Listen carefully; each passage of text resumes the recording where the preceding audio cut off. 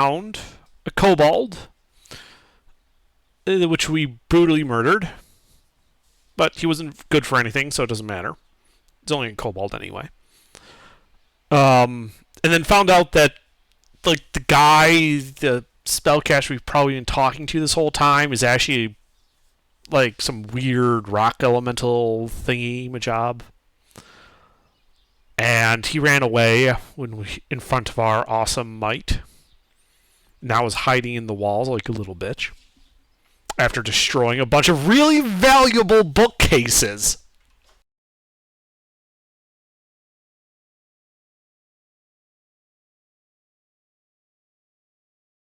Yeah, that's pretty much where we left off. Was after we found out that there was a bookcase that was just shredded, but that'll be a project for the apprenti to put those back together, and then one on topographical and geological information, surveys of coastal caves of something begins with an A. Probably not Am, but it looks like Am.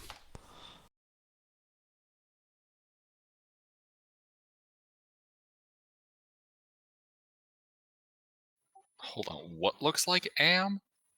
Well, the topological and geological information. My notes say it's surveys of a squiggle, like my pen slipped. And it just looks like Am, like AMN. I don't think it's Am, but that's what it looks like.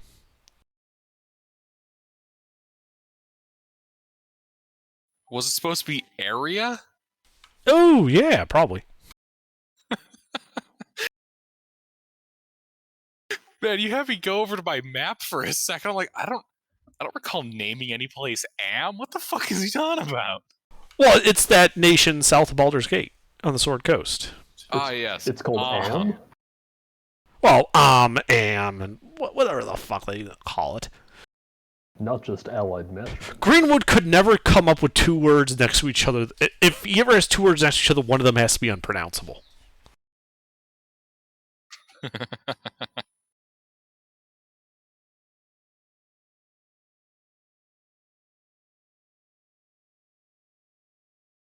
Hi, I'm in your walls.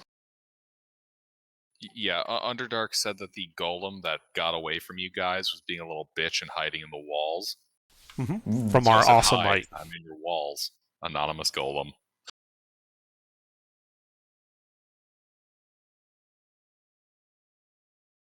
And I apparently neglected to save a map of the secret basement. Oh, that's a shame. It's a good thing. I have a map of the secret basement. Well, if you didn't, I would be rather worried. Behold, the secret DM has a secret picture of the secret sub-basement that can only be accessed by pulling the secret string in the secret pool. We had a couple more areas to explore, didn't we? Yeah. Yep. You see that square room? Kind of bottom center left? Uh-huh. That'd be where you are. Right, that's where the bookcases were and where we defeated the golem, but before it retreated out of spite, destroyed a bunch of valuable bookcase information.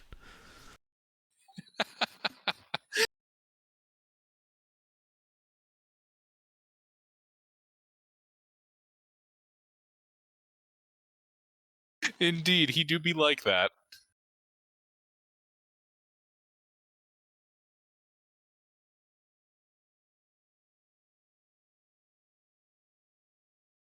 So, how doth the party proceed?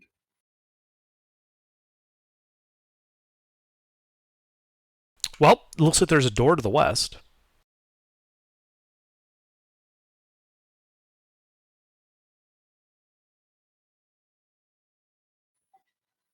Ah. You going to go through the door to the west? I'm pointing it out. Did we check this room for secrets already? Yes. Okay. Then in that case, I'd like to check the door for traps. Did we check the room for secrets thoroughly? Those two things are the same thing. I know everything there is to know about every fucking molecule in this door.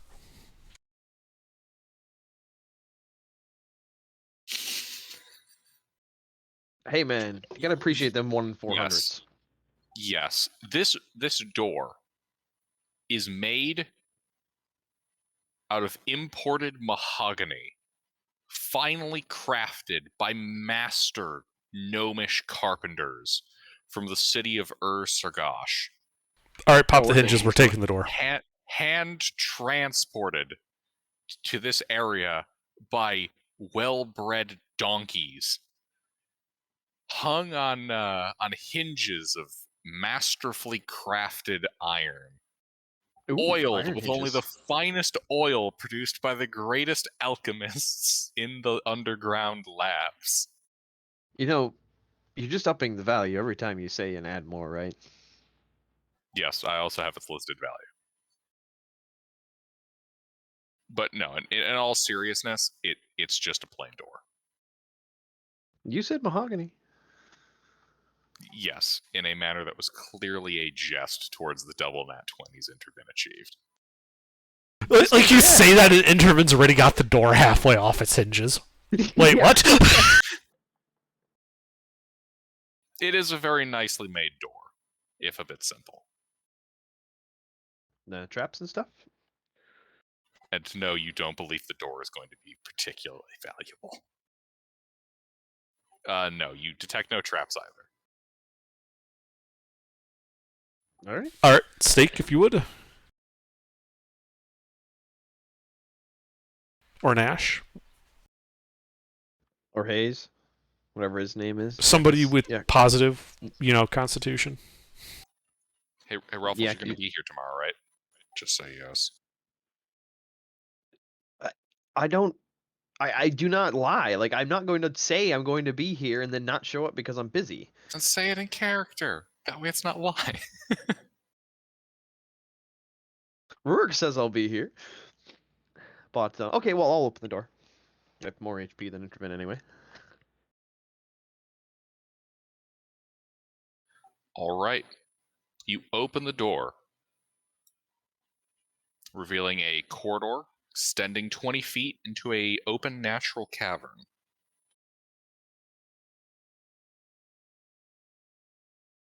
I got a feeling I know where this goes.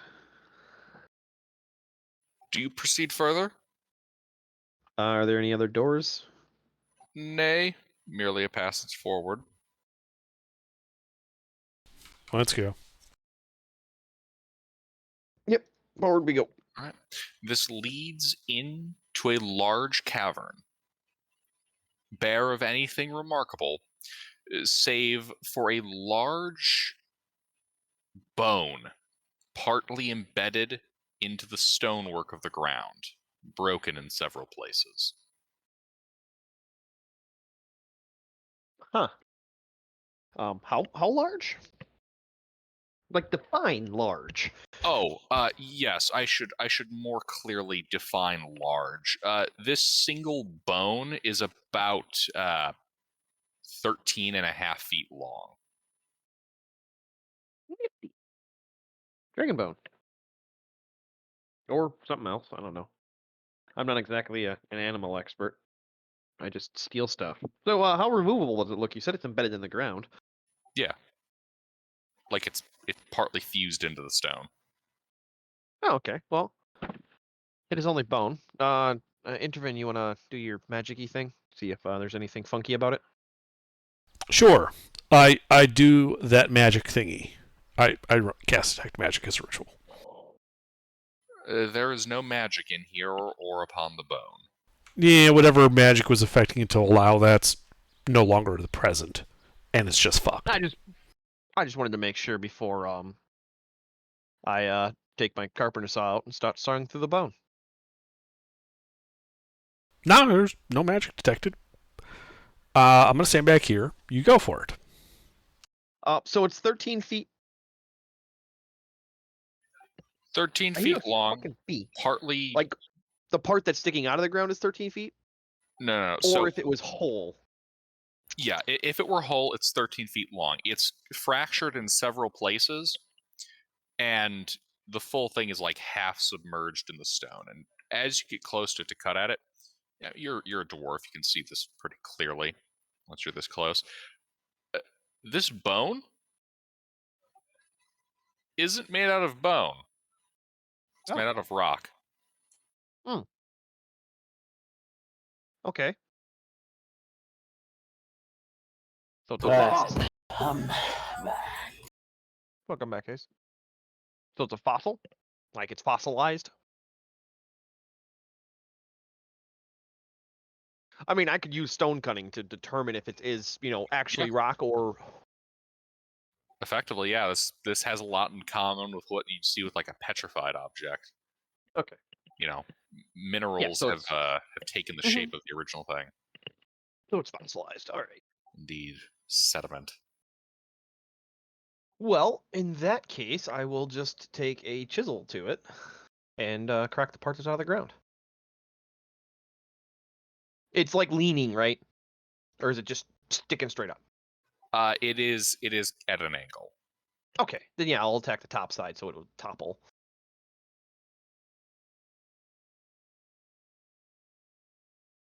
All right. You think yeah. that trying to remove this from the stone is going to take a couple of hours? Well, not Assuming you're remove it being from the careful. stone. I'm not trying to retrieve the entire thing. Ah, You misunderstand me. I am breaking it in half at the stone. Gotcha. I'm lazy. Petrified bone cracks very easily. This is true. Man, fucking getting a bulldozer for a china cup. Pretty Terrible archaeologist. I'm not an archaeologist. That's your I know. mistake. Yep. Yeah, you're able to break it off. And it just falls down. Probably have Yep. like steak or Nash on the heavy side to see if they can. Well, knowing it's petrified and getting a good volumetric, being a dwarf, could I kind of make an estimate before I chip it in half how heavy it's going to be? Like just a rough guess in the close to 100 pounds within, or Yeah, give me 1 second on that.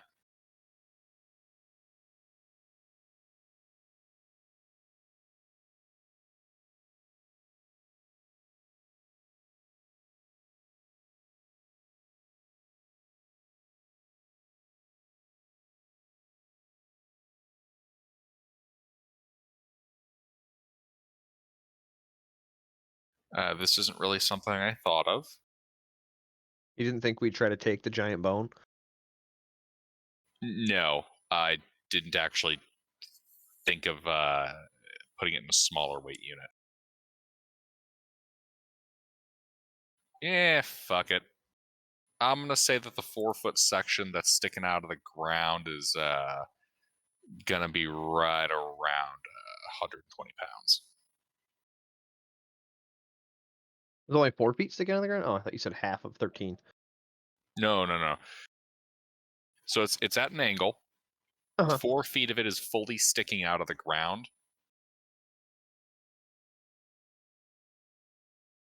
Yep. Real quick, what's the like rough diameter? Diameter?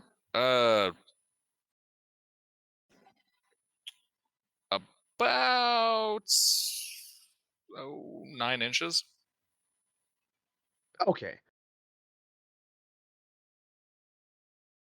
Kind of varies because it's a bone, but the average is 9 inches. It gets bigger right. towards the far end. Yep. Yeah. Okay. But yeah, like the part that I'm going and attacking is 9. Yeah, like I said, I'm asking all of this beforehand to determine the plausibility of so if it's only 120 pounds, then steak or Nash could just grab onto the part that's sticking out and I'll crack it and they'll be able to lower it down so it doesn't shatter.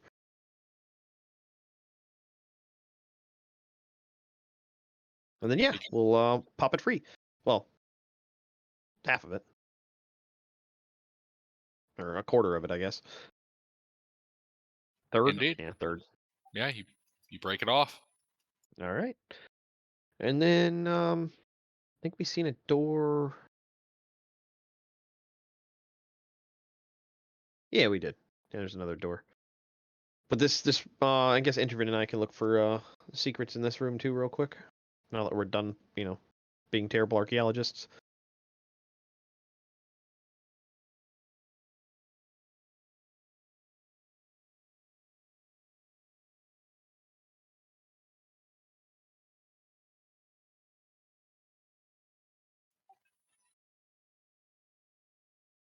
Under, you here? Would help if I would hit the right button. Yes, I'm here. That happens. Yeah, I can look for secrets. I did my investigation check. Ah, that's what that is. Okay. Yeah, sorry. Like I said, I was pulled the wrong button. I'm like, yeah, I can do that. I'll just do my investigation check. Indeed. You poke around. You find nothing else of note. All right. So 120 pounds for the big piece. What about the other fractured pieces that are readily available to grab? Oh no, those aren't readily available. Those are also embedded in the ground, like less free than you've already Okay. did. That's why we can tell how long it is. Okay, that makes sense. Because I was like, okay, if there's only 4 feet sticking out, how the hell do we know it's 13 feet long? But now, okay, now, oh, I see the picture now. Yep. Okay. Yeah, it's one of those situations where it's all kind of angled, but in two different points of elevation, like it got snapped at some point Okay. and All right. Well, settled then we in got different that. spots. Then we got that door to the north and east. Yep. So we'll Head probably back just over there. yeah, we'll head back through the ritual area, over through the cavern to the door to the north. Indeed, there's a door to the north. It is closed. I check Is it it for mahogany? traps. Roll. Is it mahogany? No, this one's stone. The stone door is not trapped, but it is warded. Well, I pull out the key of Ur. The fob of her. The key fob, the heart of Ur. Ah, yes, the heart of Ur. The lesser key fob of Solomon. Welcome back, Pete. Good The to be here. door opens, revealing a stairwell headed up about 10 feet, ending at a platform with another stairwell heading up to the right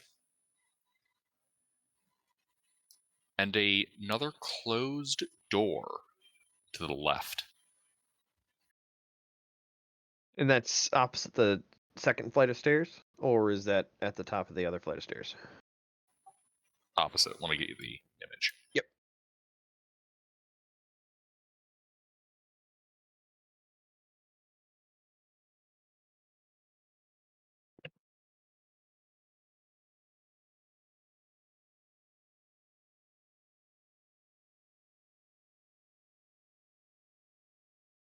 Ah.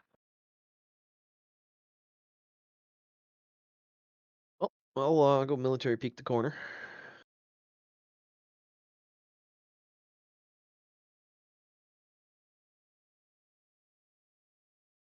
Silently slipping up the steps to look around the secretive corner to the right. Okay, if you're being sneaky, give me a stealth roll.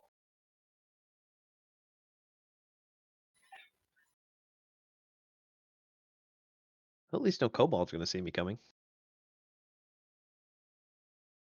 Bitch, that's what you think.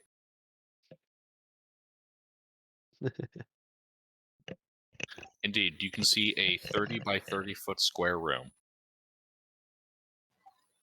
It has broken furniture. Does it have any hole furniture? No. Does it look like it was arranged as a room at some point, or does it just look like storage? Like it was arranged as a room at some point. There's a closed stone door to the north. All right. I'll make a morning dove call the party. I start looking around for the bird. Mm. The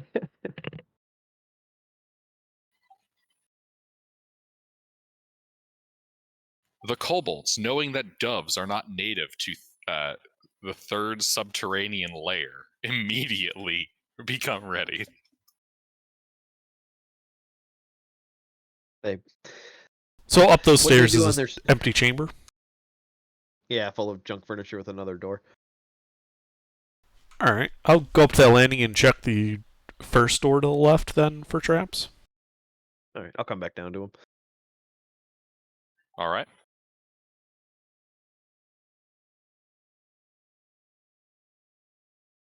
You detect no traps. All right, let's go. Jake.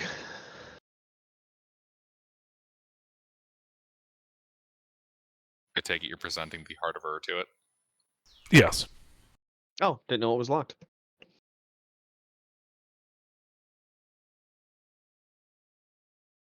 Give me 1 second to unveil the area.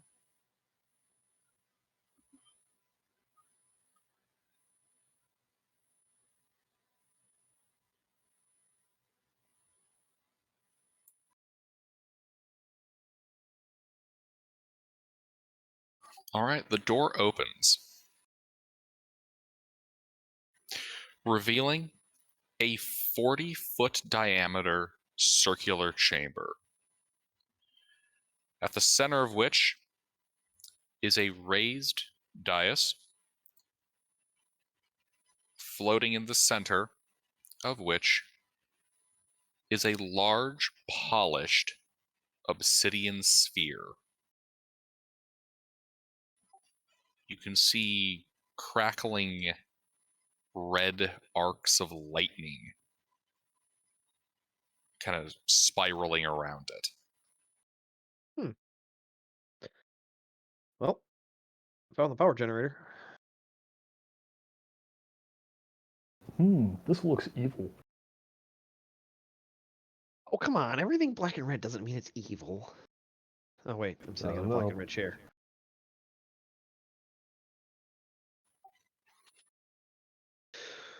Well, Magic Man. Yeah, I'll do a detect magic ritual.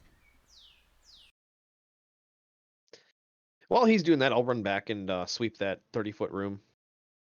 And as he's doing that, divine sense.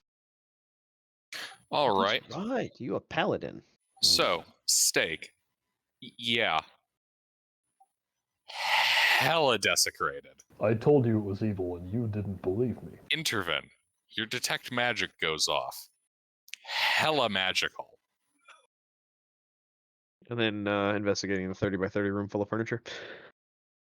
Hella empty. Oh, man. Not even an electrum piece. All right. Head back to the ominous orb.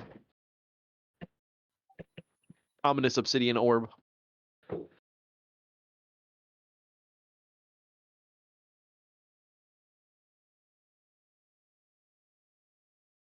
Yeah, that is definitely magical.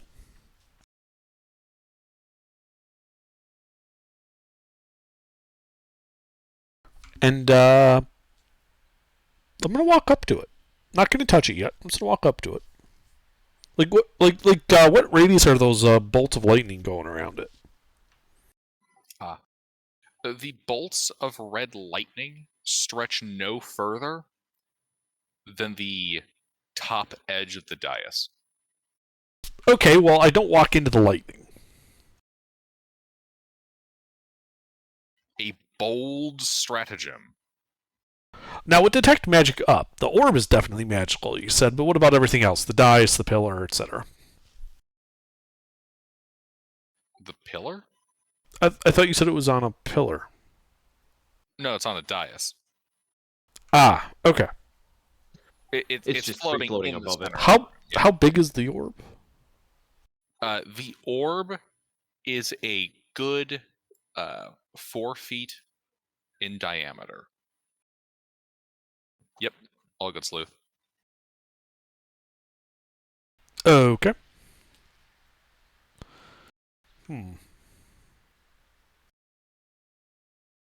I use Mage Hand and go poke the orb with the Mage Hand. I generate the Mage Hand like outside the lightning, kind of floated in through the lightning to the orb, and then poke the orb.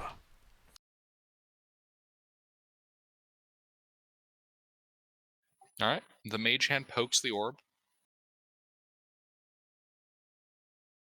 Nothing notable happens. Does the orb like resist it poking, or does the hand just like phase into it? Ah, I see what you mean. The hand simply presses upon the surface. Okay.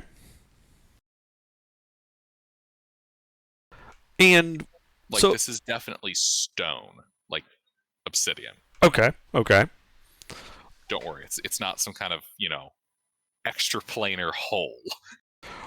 Well, there is a certain magical item that could be best described as a black orb floating in space. So, just checking. Making sure the mage hand didn't disappear. Yeah. Well, it's solid, so it's probably not an orb of annihilation.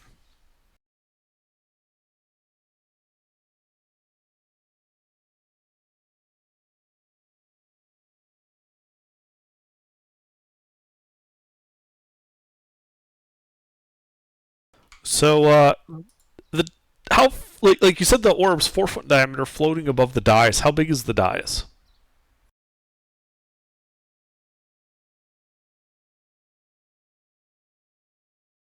Now, let me grab the map. Hold on. That would probably help. Yeah, because the map is just about 20 feet diameter. Give me 1 second here. Has anyone checked with sea invisibility? Nope. To see if there's any. Nope. You can pop Divine one. Sense was used, and it is hella desecrated. Ah. Um.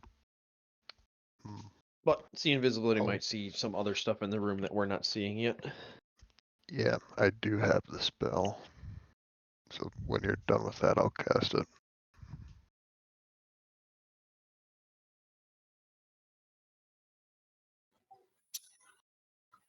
One second.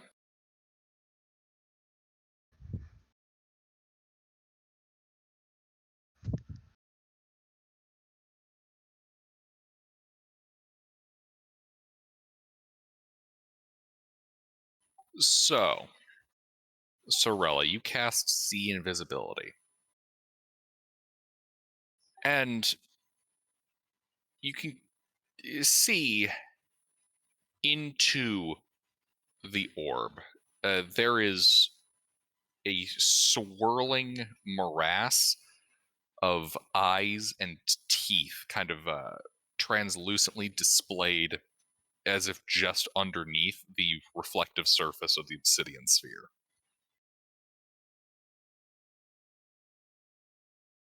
You think this is on the ethereal plane. Icky. I'll pass that along. Wait, sorry, what do you see inside the orb? Eyes and teeth. Just eyes and teeth. Tongues? In no particular arrangement? We're just sort of mishmashed. Gilbert? Mismashed.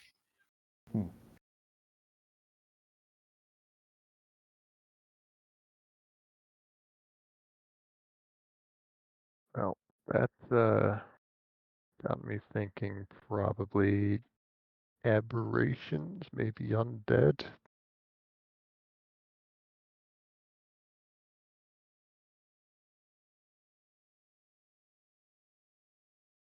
Well, I know it's not a fiend, right? Or is it a fiend? Oh, it's definitely a fiend. It is a fiend. Okay. Mm-hmm. Yeah, Well, I suppose desecration doesn't necessarily mean fiend, but yeah, this is definitely. I know if it's desecrated, and I know if it's a fiend. Yeah, it's pinging as a fiend. This is a fiend. Really? Because it looks like a ball. Nice. I think it looks a little bit more like an orb than a ball.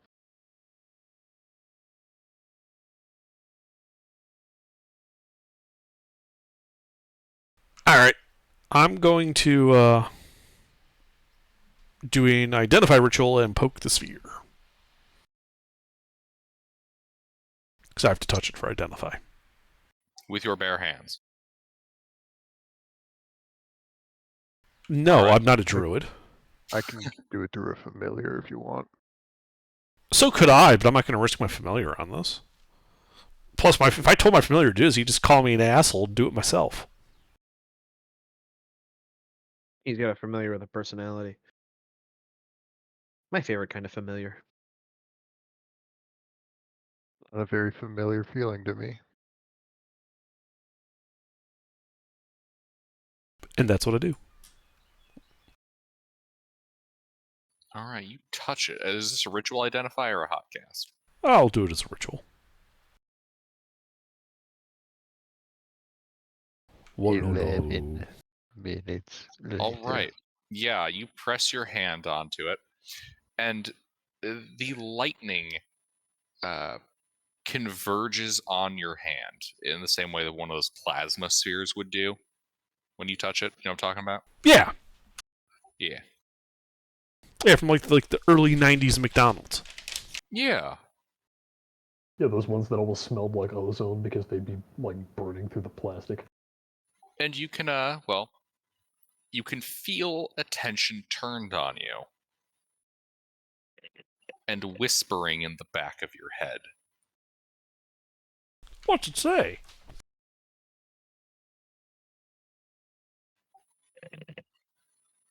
It's not clearly language. It's almost like a sound where the more you strain to listen, the less clear it is.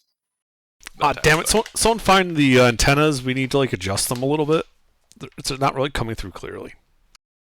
Wait, there's more for 3 easy payments of $19.95. I go behind Intrepid and start folding his ears. Warranty. I go behind Intrepid and start adjusting his elf ears. Alrighty, but time passes.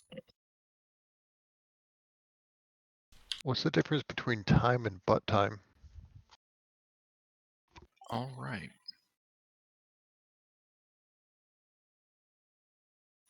So, yes, Intervent.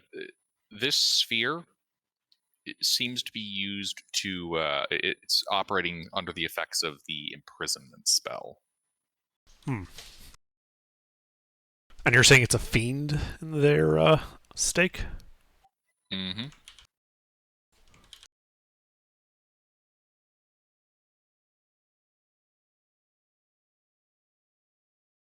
Haha, the demons in baby jail. Amazing how old that is.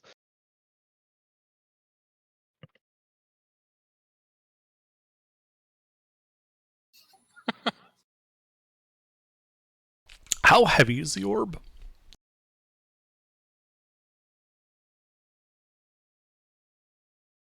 The orb is 500 pounds. You estimate. Did you say the word imprisonment out loud? That's 3 words, actually. I mean, I would have turned to you saying, like, yeah. So you said this is a fiend. It's definitely like an imprisoned fiend of some kind. I'm sorry, hold on.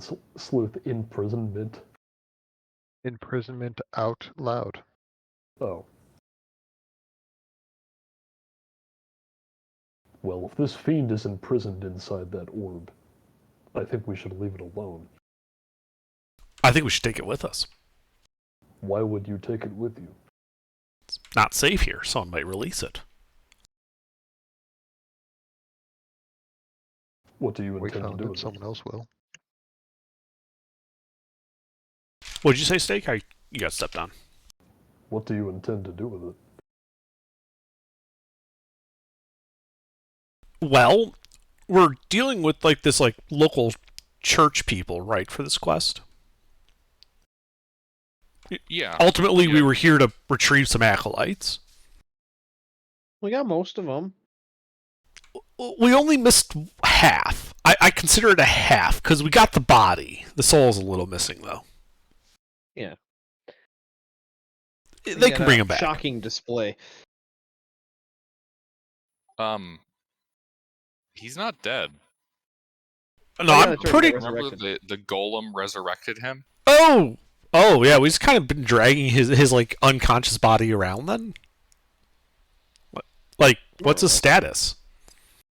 Unconscious. Okay. Yeah, okay. Has it been I more forgot than that he got 4 hours? resurrected.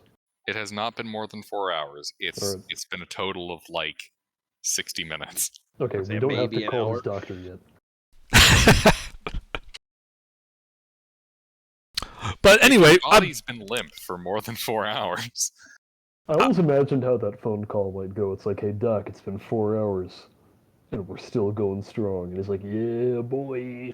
like Steak, you're a type of paladin, right? Yeah. So, would you rather leave the dangerous, imprisoned fiend in a unoccupied, unmaintained, random dungeon in the swamp, or turn it over to, you know, the proper authorities, these religious people? If you believe it will be safer in the care of this religious order you were contracted by, then you make a convincing case.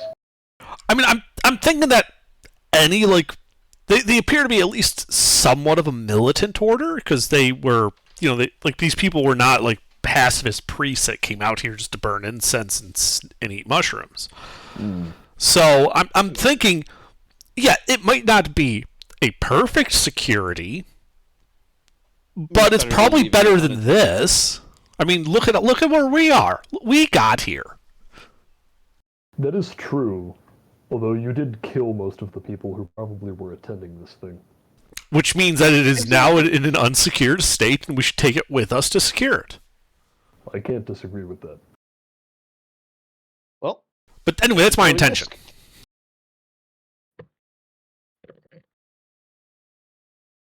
Alright then. all right. Is, Well, is it light enough that we can carry it? It's does it 500 float on pounds. its own? Is it bigger than a bread box? 4-foot diameter. 4-foot diameter. Does it float on its own if it's moved? So off the no, it's not dice? bigger than a bread box. 4-foot diameter? That's a bit bigger than a bread box. At least in one dimension. All right. It would not fit inside a bread box. Throw some. I don't know. rope around Maybe it, I see if like we more can bread than you do. Throw some rope around it and see if it's floating off the dais or moving it off the dais to cause it to fall. And have some people underneath it so that it doesn't crash into the ground. Be a real shame we're trying to, move this thing out of here and drop it and crack the obsidian. Well, let's see. My push drag lift is nearly 1,000 pounds. So I will take the risk and let's see. I'll like pull my sleeves down over my hands so I'm not making direct skin to skin contact with the thing. I can give you some leather gloves. Oh, I already have gloves. Just making sure my whole arms are covered. I actually have a perfect spell for this. Oh yeah. I have Tensor's floating disc. It can hold 500 pounds. So if you can get it off the dais, and even if it doesn't float on its own, Yeah. you can just set it on this, and we can carry it with us that way. All right. You can move the tensor's floating disc with your mind, right? So you can maneuver No. underneath the. It's okay. it's like a chained NPC. It just follows 3 feet behind me. Gotcha. Well, cast it and then turn around. It's Tensor's floating little red wagon. Exactly. But yeah, so cast it and turn around and like back up to the right next to the dais with it. Yeah. First things first. I can just cast it Ensuring that next to the dais. It's a That ritual. my arms are covered. I pick up the orb.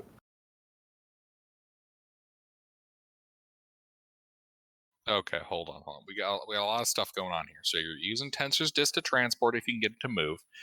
And then Stake, you said you're covering yourself and then trying to pull it free of the air. Yeah, although after I've already said that, it's occurring to me that removing the orb might somehow break the spell, but too late for that. Imprisonment shouldn't break just by moving the target. It might just be the effect of imprisonment, though. It might be some kind of weird... Well, Identify tells me if it's an object being cast by a spell or or whatever effect it has.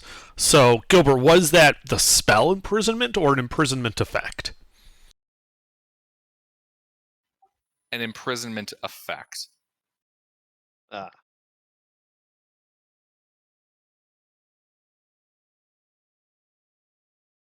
Well, I don't think it changes our risk calculus all that much. yeah. Either we leave it Spell here would- in an unsecured dungeon, and Or anyone risk can come and moving it. release it at an unknown time in the future with an unknown source, or we take it with us and either it releases now and we're able to warn people about it, or it doesn't and we can secure it somewhere better. Okay, well, if this is just the effect of imprisonment, for one thing, it means that thing is a gemstone. Like the whole thing. Not necessarily. If it's the imprisonment effect, it's not the spell, so it's not limited by the same spell. Oh, well then. It It's just not means the that there spell is at all. something inside of it that may be larger in form than the size of this orb. Anyway, I pick up the orb. All right, you pick up the orb, the lightning coalescing around the surface area that touches it. It does not budge. No amount of strength I apply to this thing is able to move it. I mean, if you're going to try really hard, give me a strength check. Alright. Well, I mean, Nash, are you here? Or Sorella, do you have a ridiculous strong wizard? before I roll, is it possible for me to succeed on this?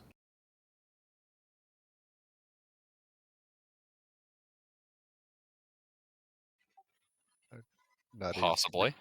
Okay, not a then I'll roll. ridiculously strong wizard, but I have 16 strength Do you have and proficiency in Athletics? athletics? uh, I know you usually always love having strength, regardless of what kind of character you build. You have a I'm a bodybuilder as a one-shot bard. Dex nerd. Alright, well, I'm gonna roll athletics. I do have Nash? proficiency in athletics. Oh, so you could help then. Would you like Yeah. to help me try to move it? No. I'll help. I thought I also had enhance ability, but All right. Well, I'll give you some gloves and I don't know if you have long sleeves or not, but just to limit your contact with the orb because it does funky stuff according to Intervin. Okay. With the help of Sorella, I attempt to move the orb with all of our might.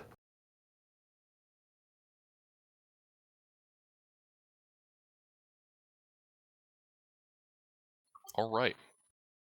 So, you begin steadily forcing this obsidian sphere to move, and it budges ever so slightly, kind of following you through the areas you try to do so. You can feel the force kind of pulling it back towards the center. Like Until fighting a eventually magnet? you're able to pry it free as you get over the edge of the dais. Okay. It appears to have weight once we remove it, right? It's not floating anymore. Correct. You manage to get it set down carefully enough.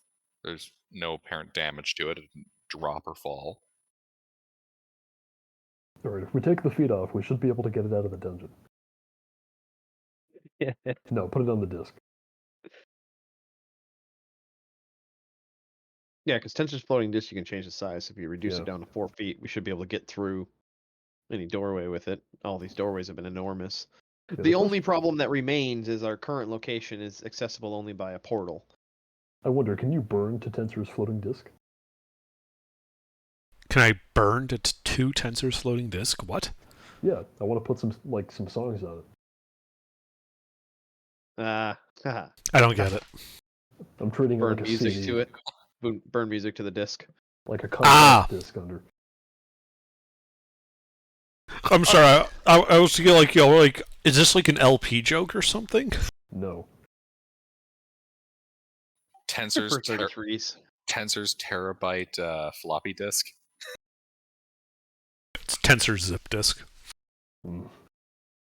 All right. Well, then we also have that door to the north in the big room. So now that we have this somewhat secure, how long does Tensor Disc last? Lasts an hour, but I can just cast another ritual after that. It's not concentration, right? Correct. Okay. Nah, that'd be annoying. That would be annoying. You have to focus on the disc the whole time. Mm-hmm. All right. Okay. So Intervin and I can poke that north door then. Yeah. Did we swept this room, Intervin, for secrets? You did. I'm sorry, I'm No, back. I swept the 30 by 30 room with the furniture in it. Oh, Did not no, sweep I the didn't sweep this room for secrets. I was focused more on the giant magical object. Yep, All right, I'll check that's the why room I for asked. secrets. Well, I can resume my door opening duties if you wish. Ooh. Perks of having 2 investigators and a really high roll on investigation for one of them. So, Gilbert, just to clarify, we're checking the room with the dice in it for secrets. All right. Underrolled. Yep. You check it. Maybe You an find instruction manual. no particular secrets. Merely lines and lines and lines of arcane warding everywhere across the perimeters of the room.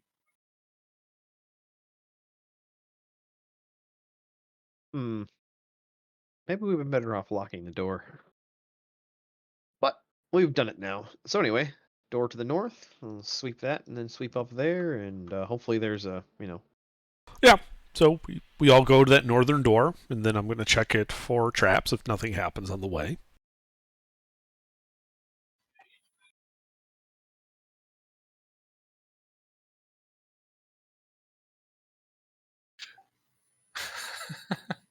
Alrighty. Yeah, you make it to the door. Nothing terrible happens to you yet. I check the door for traps.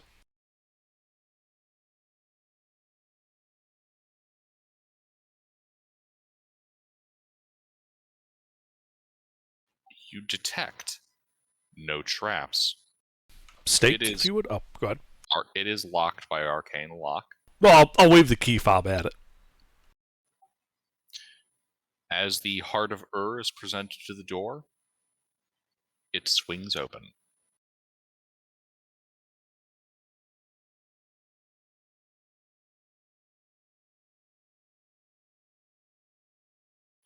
Inside is a 40-foot by 40-foot square room, mostly empty, the north end of which has a 10-foot descending staircase ending in a stone door, and the western wall is lined with empty shackles. how many? 8.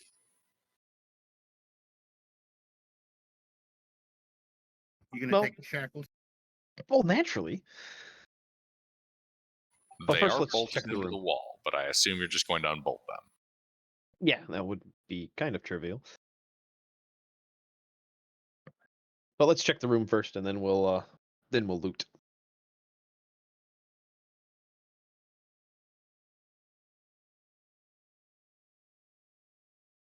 Sorry, I missed that. Did you need me for something?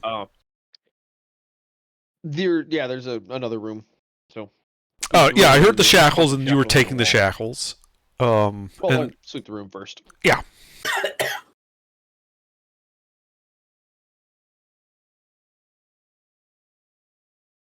Underdark brought his fishing pole today. Seriously, he's gonna fucking die.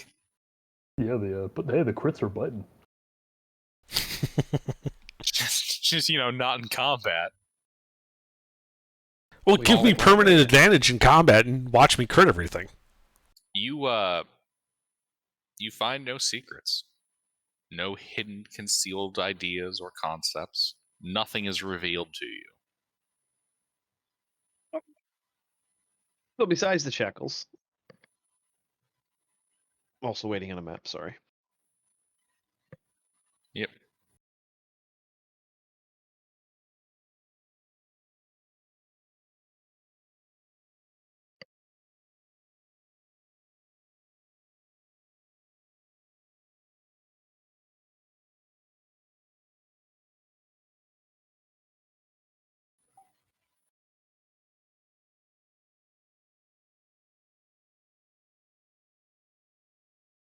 Behold the map. gasp. A gasp. Hmm.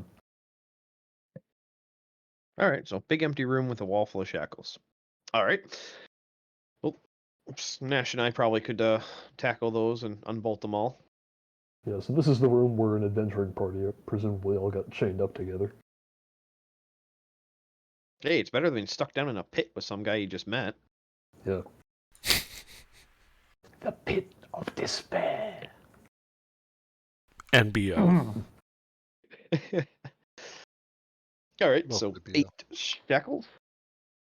How long are the chains on the shackles? It's like a regular set of manacles, basically.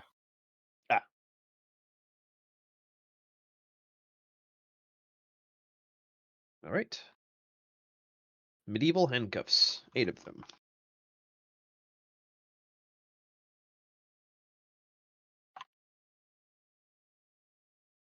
Okay.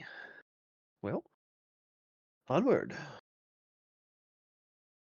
Yes. I approach the door and check it for traps.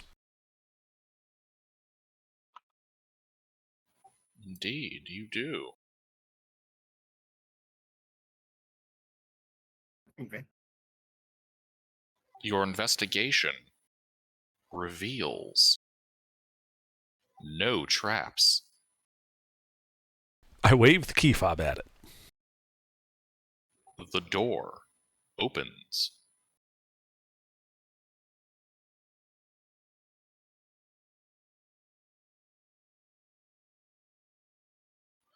Beyond which is a deep cavern. Natural cavern. It's deep. It's dark.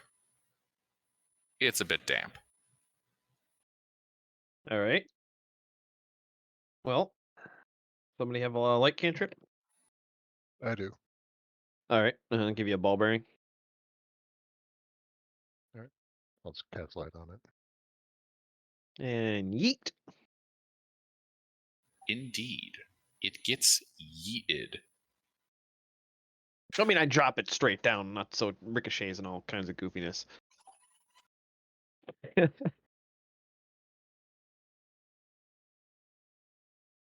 Like deep as in it Pretty much. extends deep, not down. Like deep back. Oh, okay. Like a deep Oh, outfit. okay. That would be far then. Deep means up and down in my mind. Sorry. Fair okay, enough. yeah. Then I will yeet it. I'll do the good old snap the arrow off a crossbow, tie a string to it, and put it in the crossbow bolt. Yeah, it bounces up around. It's about 100 feet long. Couple of natural pillars. Nothing too noteworthy. All right. Is there anything at the far end? Nothing apparent from this distance. Even with the light cantrip down Correct. So Even it with looks like a light. dead end. Indeed. there. Well, let's sweep it real It's quick. gonna go down. Bullshit. Detect magic. Is Oh, being detected. Mister, he clarified when he said deep, he meant long. Like yeah, I was deep, thinking the same thing. I was like, Yeah, cool, we like- got climbing gear. We can Yeah. use it. Yeah, deep as in it extends deep into the wall type thing. Well, then that's not deep. Yes, it is. That is a valid use of the word deep. It is, yes. Yeah, don't calm down, mister. It's not that deep. That's semantics. Don't get too deep into it. Oh my god. It's a deep subject. Now We're really getting off in the unearthing- weeds here. Gilbert's gonna bury us 100 feet deep. Look, guys, you've already unearthed an imprisoned demon. I don't think you want to dig your hole much deeper. I mean, That's But what we you have think. climbing gear. We can get out of the hole.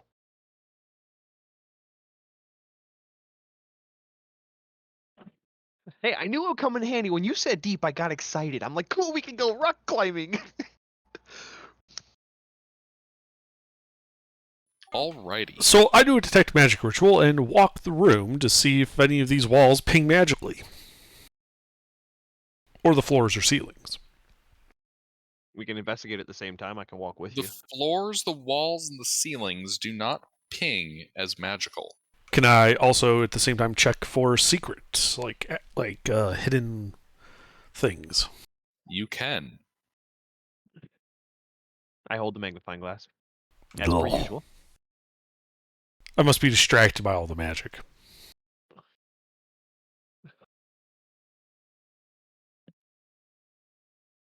How Is far across see is this visibility also pinging nothing? dark, damp cavern? See invisibility is not pinging anything in here.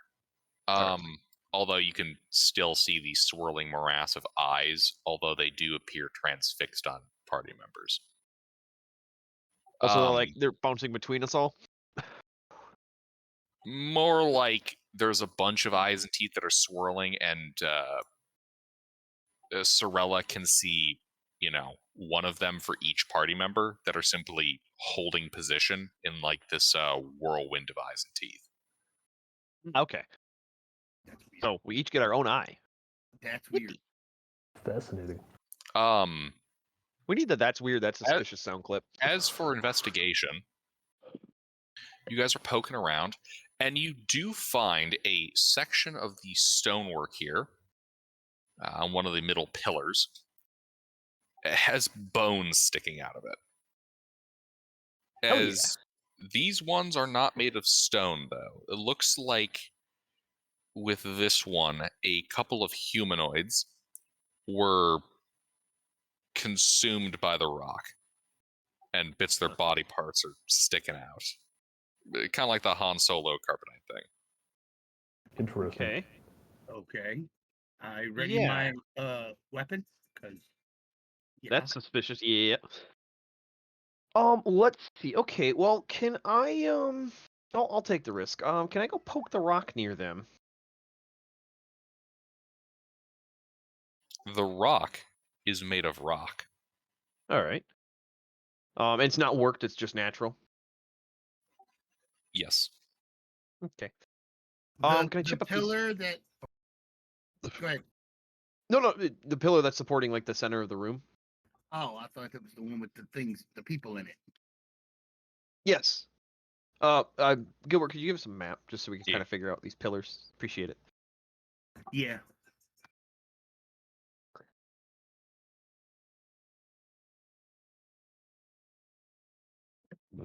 Okay. So which is the pillar in question? The pillar in question is the farthest most one. Okay, the teardrop shaped one. Mm-hmm. Is it? Go ahead. Okay. Is it load bearing? Yep. That was what I was gonna say. Yeah, I Is it mean, yeah. structurally important? Yeah. Is it, Because I'm is just it gonna chip a load-bearing? small piece off. Yeah. Can we walk it with my sword, my adamantine sword, and chop Well, some of it off? remember, those are 10-foot squares. Okay, so it's only a 40-foot expanse across the ceiling there. How high is the ceiling here?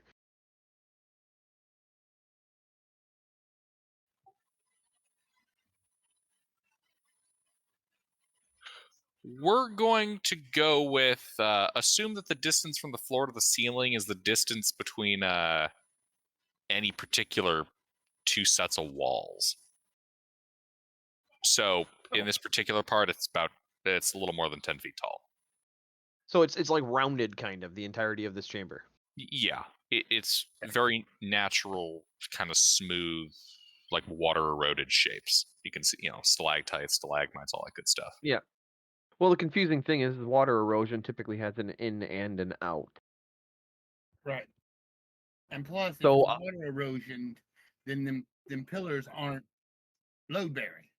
Yep. It's going to be smooth, architecturally sound. So yeah. Cool. Nash, take a crack at it. Let's see I'm what's gonna hit behind the one the with the stone. bones in it with my adamantine longsword.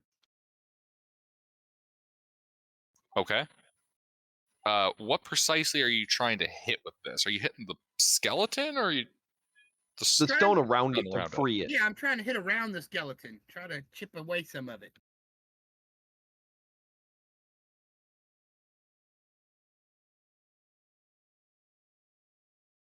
Okay, give me an attack roll. it's an object, I automatically crit, right?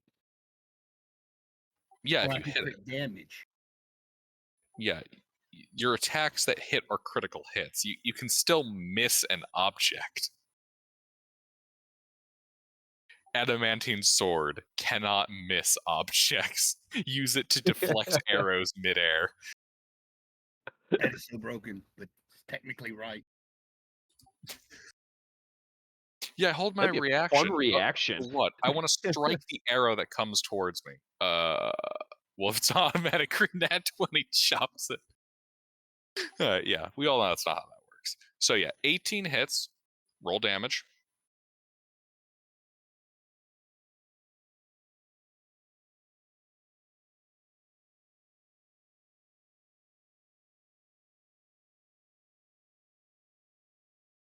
All right, you put a gash in the wall. You don't think using a sword to slash the pillar is going to be the most effective use of time or energy. Right. Anybody Mason proficient? Anybody know mold earth?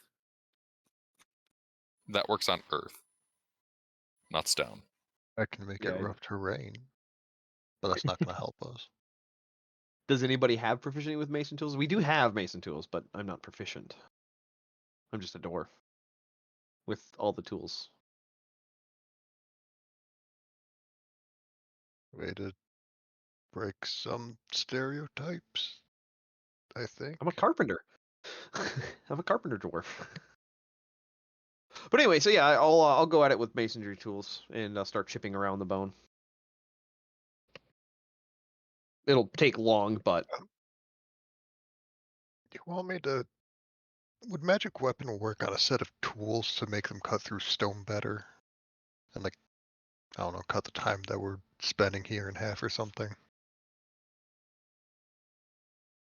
Yeah, for a task like this, I don't see why that wouldn't work. I'll Okay. go ahead and give him magic masonry tools. yep, and then I'll get to work chipping. How many skeletons are there? Rough guess.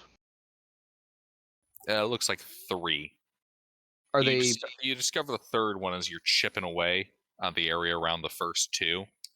This one looks like a gnome or a halfling. Or child? Are they in particular pose? Yeah, like they're kind of trying to reach out of the pillar. Okay. Well, The cause of death, probably suffocation, given that very little of the faces are exposed outside the pillar. all right. Well, chip. Keep Going going, for yeah, whatever whatever. one is the most exposed. Yeah, you chip away at the surface, revealing more of the skeleton.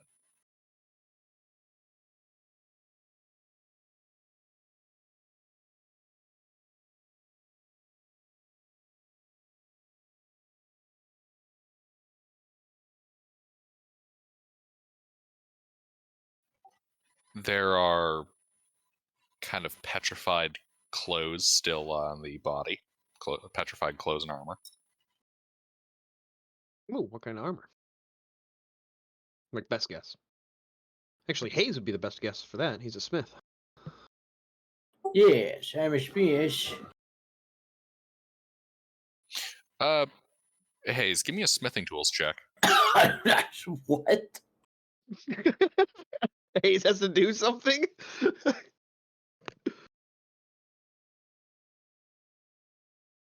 Do a what? A Smithing smithing tools tools check. Oh, I'm proficient in that. I'll do it. Okay, yeah, Steak, that's fine. You can do it. Yeah. What's the base stat for that? In this case, we'd be doing an int history. Int history Smith's tools? Yeah, plus proficient. You can add your proficiency bonus from the smith's tools as well. Okay. Smithing tools are done with strength, aren't they? Yeah, They're but we're done with doing a whatever knowledge. the GM tells you to roll. Yeah. Yeah, we're doing a knowledge roll, yeah. determining the armor. Have we rested in the last like 8 sessions? I don't think so. No, Yes. go back to sleep. Wait, hold on. Did you Did participate last I am session? I don't asleep. recall you doing Aren't it. I? I was here. No one had me do anything. I woke up yet? He missed the combats. Yeah, All you right. missed the had big 2 fights. combats. Did I ever get unpoisoned? Do I have someone helping Yes, me you've with been this? unpoisoned for sessions now. Okay. Yeah, it lasted like a minute. So we did take a long rest, right? Yes. All right. I was at 7 hit points. I was gonna say, well, I hope so. Yeah, no. You've had like 3 long rests since then.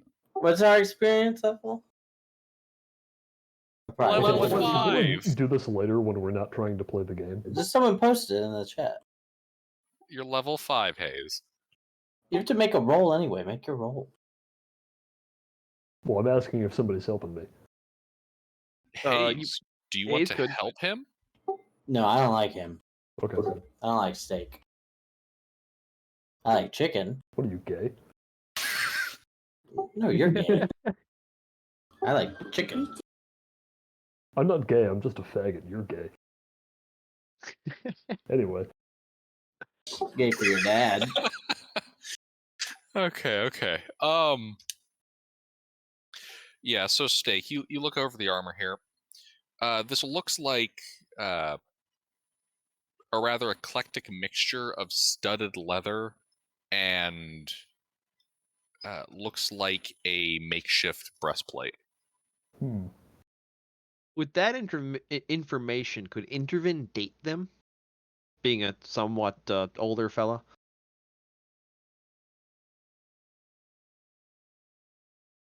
Like a more appropriate time scale.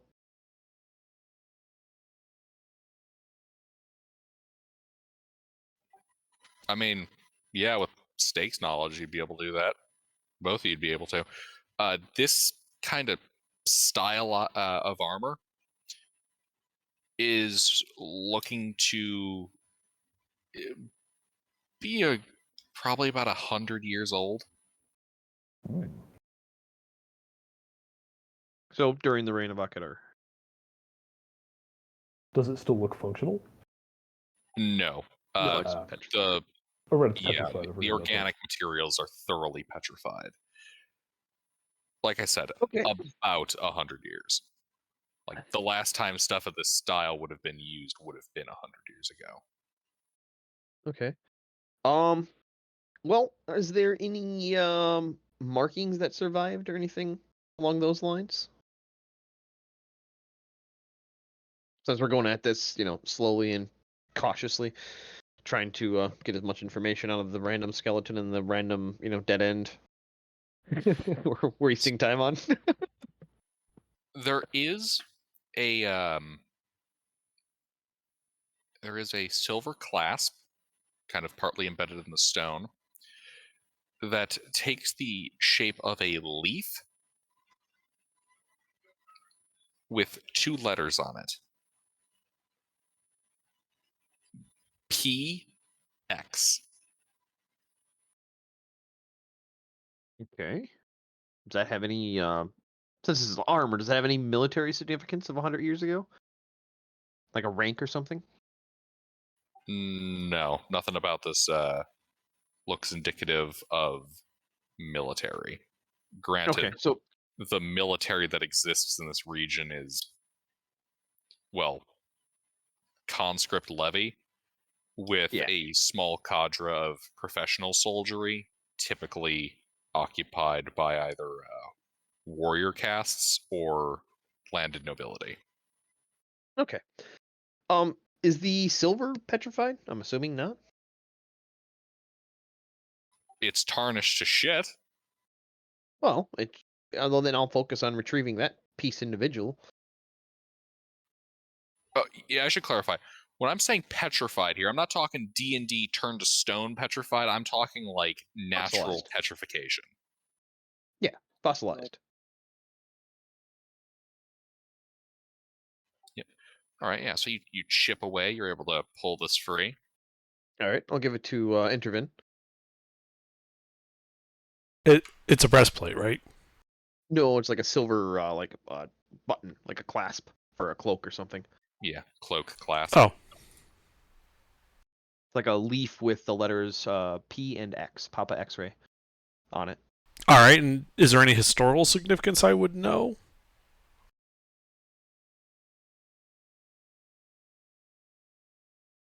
There is nothing particularly noteworthy about this. Okay, For now. I'll do a detect magic ritual just to see if it's magical. It's not. All right. So yeah, it's an emblem, not really anything of note. I guess it's worth something for the silver value. Yeah, I figured you could hang on to it because you're somewhat the investigator of the party for that kind of stuff, anyway. Sure. And I cast prestidigitation on it to clean it up and make it look nice. Indeed. It cleans up nicely. Cool. 15 gold. You want me to just add it back into the art object stuff then, Under? Yeah. I didn't know if it had any significance. Sure. Go ahead. Yeah, I'll just put it in the art objects. I don't think it has Okay. any significance to us. Yeah. So after let's say what's the casting time or the duration for magic weapon? An hour, I Duration, think. I think is an hour. Magic weapon is. I don't remember off the top of my head. 1 hour. Okay. So yeah, after an hour of chipping away at this, just before the magic weapon would drop, how far do we get to revealing a full skeleton?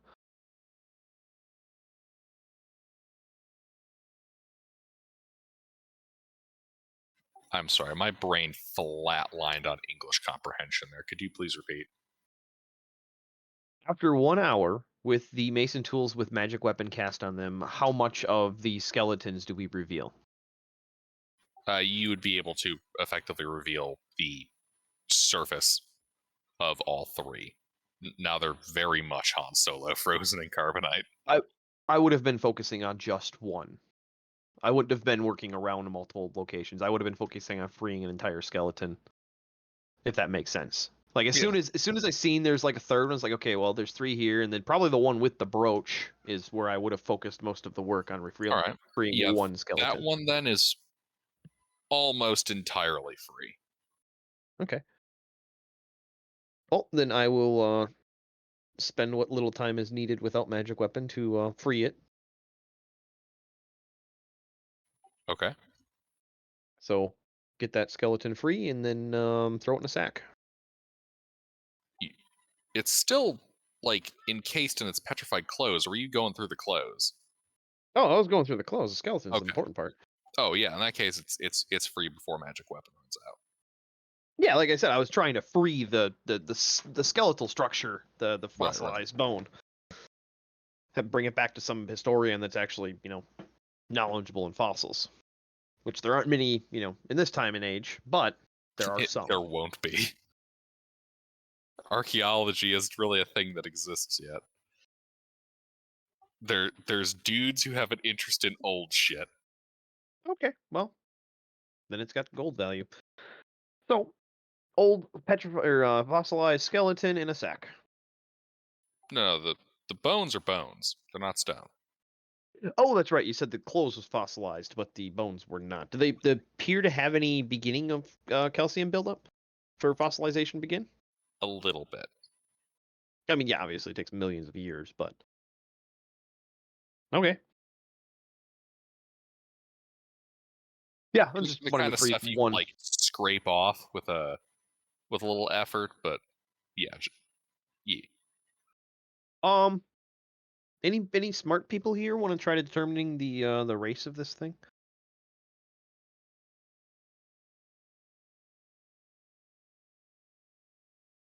I mean, medicine's more for those of us who are wise than intelligent.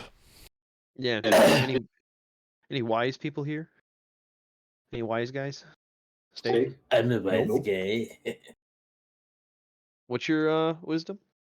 No, I'm a wise guy. Ah, you're a wise guy. Do you have a lot Okay, of life well, in your name? Yeah, chat then I ahead. guess I'll make a medicine check. We were wise guys. Good fellas. Hey, I rolled good. So the skeleton I have free.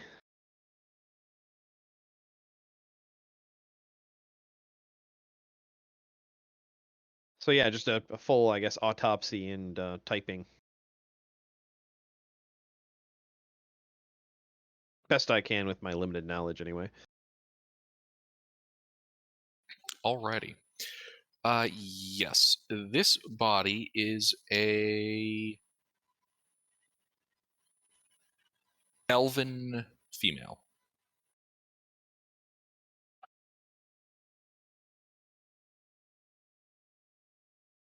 Hey, Intervin, it might be your mom. I doubt it. Okay, then yeah, I guess that's it in this area. We swept it, didn't we? Yes. Okay, I guess move on to what's left. I think that's I think that's dead it. end, dead end. I think that's it. Yeah. Yeah. So, but we can, faster exit from here. That goes up back out in the main chamber, doesn't it? Yeah. Below the platform, the friendly lion tiger bear Omai was sitting on. The Chimera. Yeah, you guys head down that passageway, and you can see the Chimera is looking at you guys. Yeah, we do the thing with the key fob and holding hands again. Are you guys fucking off completely? I mean, I think we've explored everything, so yeah. All right. You guys shuffle on across the room, holding onto the heart of the Chimera not bothering you as you do so. Make it up the natural stone steps and into the room. At the top of the stairs, you can see a blank stone wall. Portal's on a timer. Well, it wasn't a portal, it was just a doorway. I hold the heart of up to it.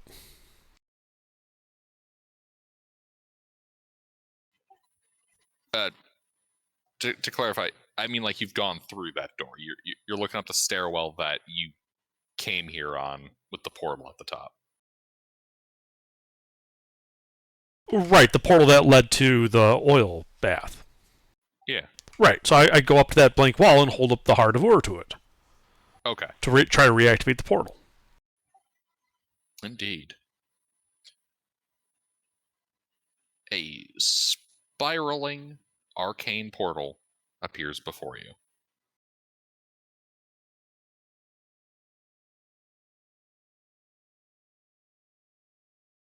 Okay, right. I go through it. All right, you go through it. Your clothes are soaked with lubricant. Alright. Does Wait for the him and the does the tensor's disc have any trouble following me through the portal?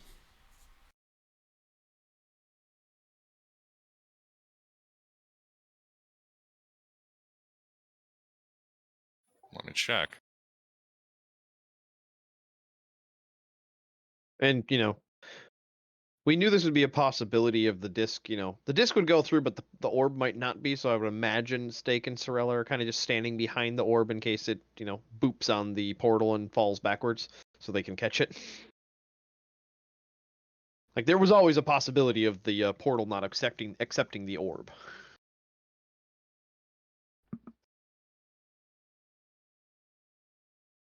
At least I would have made the Yep. suggestion. So the disc itself, yeah, it starts bumping into the portal like a confused Roomba, but does not proceed through. Yeah, well, we would have talked about that beforehand. Stake can just grab it and haul it through, and I can recast on the other side. Yep, Once I haul myself out of the oil and clean myself off. I do so. Also, please clean this oil off of me. Oh, I will. But I figured you want me Sure. to secure the orb first and then clean you. Yeah. Yeah, let's get the orb through the portal first. You guys push it through. It's The orb is now at the bottom of the oil bath.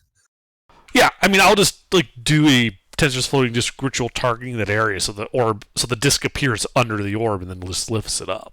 Mm-hmm. Yep, and you guys are able to get it out of the bath of oil. And everybody's through, and we go up. Yeah, and then you guys get out of the pool. I prestidigitate everybody and everything clean of the lubricant.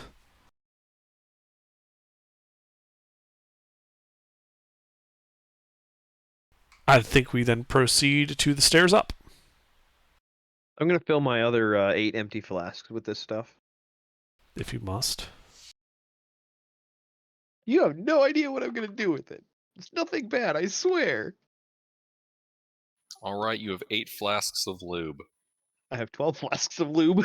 You have I 12 already had 4. flasks of lube. Evian. I'm gonna start a KY business. Just be very careful about the rituals you perform with that, or you'll accidentally summon these guys.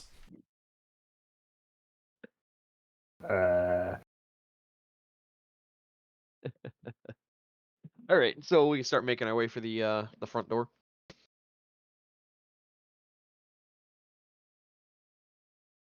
It sounds that way. Yes, and then we head for the front door. All right. You guys make it to the front door.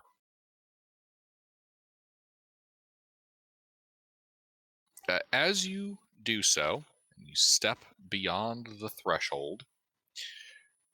Intervin. Yo. You can feel the magic in the heart of her dissipate. Okay. I like as soon as I step outside, it dissipates. Like instantly. Yes. Okay. I step back inside real quick, like just back over the threshold. Does it come back? It does. Okay. Neat. Note to self: key fob only valid for this dungeon. But that is a really cool mechanic, though.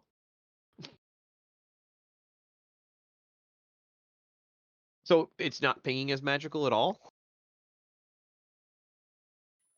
Correct. Outside, it does not appear to be magical. Huh. It was, what material again? You think you said adamantine. I don't remember off the top of my head. I know you said it was It's certain it's material. like it's essentially just an adamantine brick. Yeah. Basically just an ingot. Turn it into a weapon. No, we're not melting it down. It could break it. Turn it into a weapon, and the weapon's the key. Yeah, plus we got like 10 pounds of adamantine. The sigils on it definitely aren't part of what makes that, function. Oh, we could copy the sigils. Yeah, because magic works by copy pasting, of course. Wait, I think I can read these. Do not duplicate. Nice. Made in Chicago. Chicago Key Company. There's a lot of keys made by Chicago. All right, so Tensor's loaded, or Tensor's disc floats over to our secondary supply wagon that's empty and pops the ball in there, and then The apprenti and the acolytes are all still here, still hale and hearty. Yep, they're all staring at the black obsidian orb with crackling red lightning. yeah, I'm gonna get some tapestries and cover that. We have a couple of them laying around. Well, it seems like we've accomplished everything we came here to do. Indeed. Yeah, we just prop up the unconscious body of the sixth acolyte. Say, hey, yeah, we also found your friend. And when I say does that we, refresh their memories? Yeah, does that refresh their memories? No, they acknowledge they know this. Fuck, what was he? Elf, 1 second. half elf. One of the two.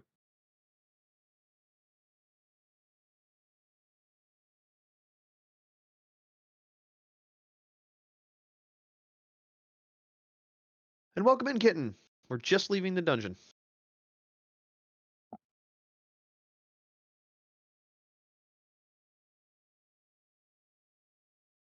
Been here for Hmm. a little bit. Did no one hear me say hi? Nah. Nope. No, I seen you join, but we were kind of in the middle of a bunch of stuff, so I just wanted to let you know that we weren't ignoring you. I did not hear you say hi.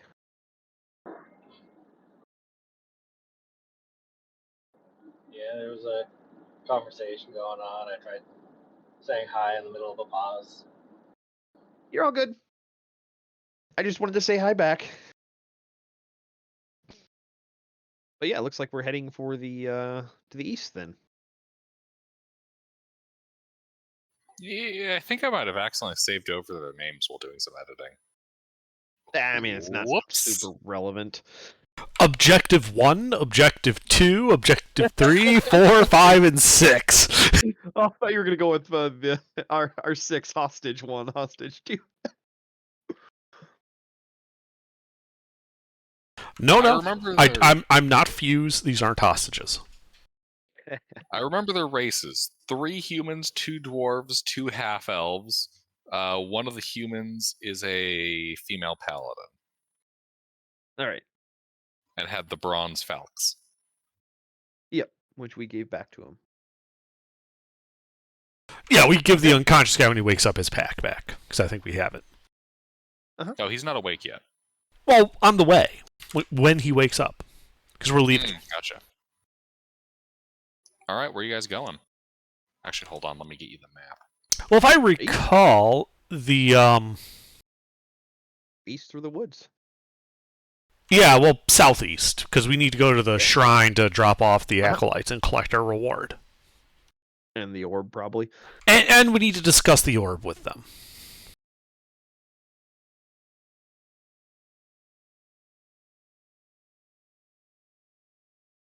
Yep. So, about a day? Half a day? Approximately, in order to make it to the Isle.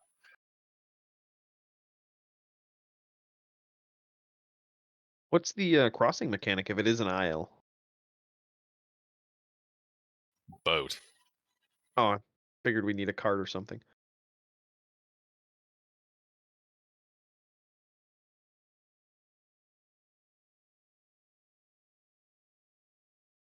So you guys are just heading straight to it, to the shore?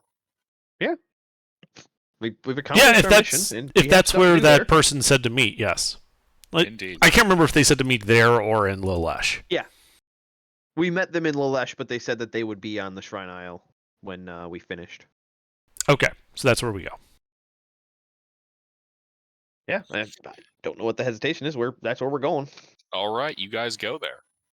Traveling through the swamp.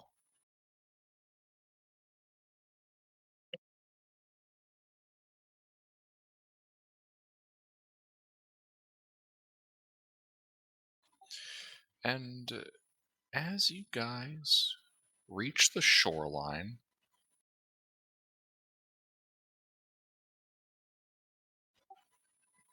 and you can see the island in the distance, you hear a voice inside of your heads. Wait. Don't head to the Isle. I'd prefer to cut a deal with you, if you wouldn't mind. Quiet down in there. And I smack the orb. Through the tapestry, hard. of course. Not too Yeah, hard. no, not hard. Just like regular. There's no reason not to hear him out. I can think of many reasons not to hear him out. Okay, what are they? Well, what if he tries to tempt you with dark powers? I'd never think to tempt people with dark powers. And you're suggesting we not take the dark powers. Correct? Okay. Is that the only reason? Well, he's a fiend. He's going to try to screw you over. Not my area of expertise, at least in this life. Okay. Any others? Well, we've almost got him right where we want him, assuming it even is it. And now he decides to speak up. Exactly. He's inviting you to make a really bad move, and I don't think you should do it. Don't worry, Intervin. I'm sure there'll be other fiends to make deals with. This one's locked in a cage. No, no sense freeing him. it's not so much that I'm overly concerned with wanting to make a deal with a fiend. That almost always ends badly for the person making the deal. I am in agreement with Stake on this. The demons are awfully often very self-serving and have no qualms whatsoever about screwing people over. But you're just curious what he wants to offer. Well, or what he has to say. Like there are such things as like religions that aren't necessarily as good as they might appear on the surface, and taking you to this shrine might be a bad idea versus a different temple somewhere else. If that's the case, I think we should be our own judges of that, and not this guy. Well, He has a conflict of interest. Agreed. Stake We and I could can go first. contact my patron and see what he has to say about it. I suppose. I'd also point out that if he can get in our heads, there's no telling what he might be able to do, if you let him in. I can hear everything you're saying. Yeah, that's Oh, the we problem. know. And So I'll literally just say aloud, yeah, and why don't Again, I Stake don't and think I I got the message the first time. why don't Stake and I cross, go to the shrine, and investigate, scope it out? Because this is a shrine to multiple gods. It's not just a god on that island, correct? It's like the collective religious, like the Vatican City, essentially. before we go to the effort of getting this orb across a body of water, Stake, you and yeah, I agree. You and Rurik should go and make sure that this is actually a good location. It's literally not just like a hut on some sandbar.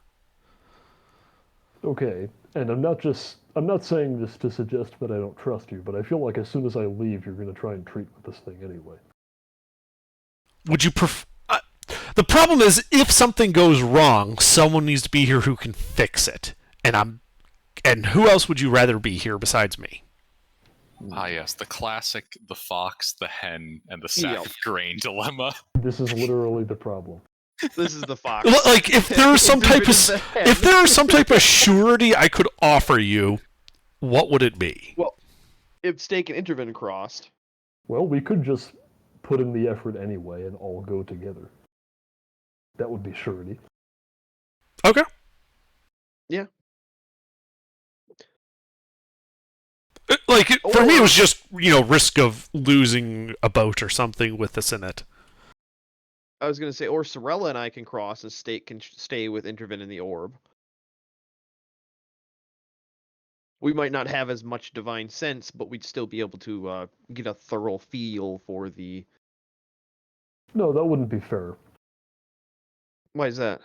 If I wouldn't trust one of you alone with it, I wouldn't expect you to do the same for me. Oh no, I'm staying here with it with you.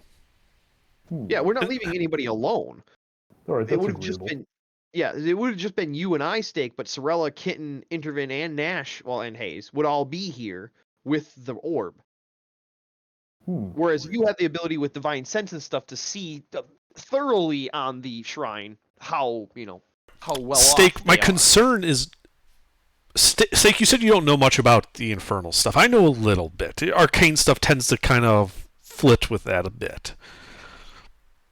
They are a fractious lot. They have a lot of infighting. He might not want to go there, not because it's a shrine to the gods, but because it's a hostile fiend faction that's masquerading as a shrine.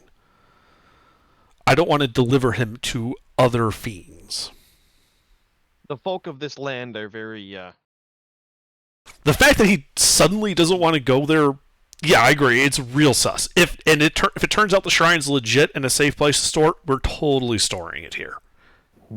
I he's just just being want a to. little bitch. I want to make sure that he's not actually pulling like a double fake out, and it's actually a bad idea to send him there. Tell you what, if you want to negotiate with this thing, No, no, no, no, Then- no, no, no. No negotiations. We will choose what we do on our own. If you want to hear this thing out, before we do any of that, me and Sorella will go to the Isle, we'll scope the place out, see what the deal is, and then if we decide we want to hear the thing out, we'll do it with all the information. Sounds fair. All right. So there's a reason I said to come with you. Yeah. You should Well, also that's a take the good idea. acolytes with you so you can actually complete the quest and get the reward. Yeah, obviously they're coming with us. Do you want to take me or Sorella? Just to be clear, because Oh, I have right. a I keep thinking you're Sorella for some reason. Yeah, I'll take Rurik. Sorella's the wizard. I'm the rogue. Yeah, no, but Sleuth is right below you in Discord. Yep, understandable. Okay, All right. so Stake, the acolytes, and Rurik are boarding and crossing. Is What are there we- some way of crossing? What are we boarding? Do we have a boat? That's what I was asking. Yeah, is there a way an obvious way to get across? Yes, there is a small set of piers with a couple of boats on it, rowboats. All right. Do you know how to use one of these? I know the big end goes in the water. Hmm. We can manage. We got the Well- acolytes. Yeah, I mean, I can row passingly well, but I don't know anything about boats. I mean, we're going in the. How wide is this from where we are to the Isle? Like we can see it, right? It's not like we're going over the horizon. Yeah, the island's probably about 2 miles away. Okay, so you're like half an hour just to get Like across. an hour. 2 miles an hour? Yeah, I suppose. Oh, Yeah, if you're it- right. Rowboat. Yeah. Oh, yeah, hour to cross. Okay, so Stake, we load up the acolytes and inexperience too, Gilbert. So you're right to say, unless some of the acolytes have watercraft, that'll speed things along. But No, they don't. Stake and No. I are inadequate for rowing. Like we can row. But anyway, so yeah, Stake and I load up the acolytes in a rowboat, and the cabbage rows across. Mm. Cabbage? Did I hear Cabbage you a right? goat. Cabbage a goat and a wolf. Yeah, a cabbage rows across.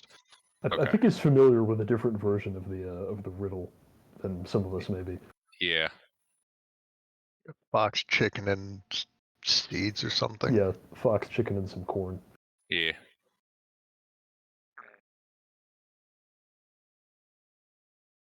I know wolf, goat, and cabbage is the one that I was taught. I've never heard that We one. don't have goats and cabbage in Illinois. Anyway, so Stake, I, and the acolytes begin rowing across. All right, you begin rowing across. The rest of you who are present hear the voice in your heads. So, are you lot ready to hear me out? Because I'd really rather not go to the Shrine Isle. Do you want me to hit it and tell it to shut up this time? I say all it. Just ignore it. And then in my head, I say, "Oh, by all means, entreat away." Well, if he was going to do that, it's not like I could have stopped him anyway.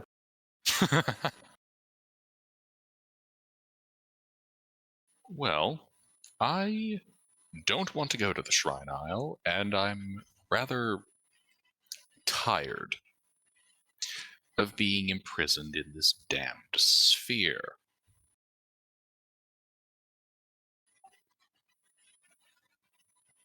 And by all means, this is negotiable, but I am willing to offer you the answers to 10 questions, truthful answers, that are within my power to know, and one wish.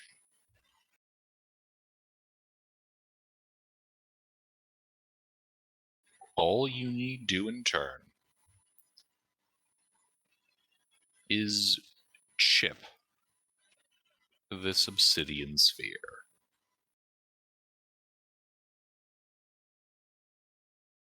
and then leave it in the swamp.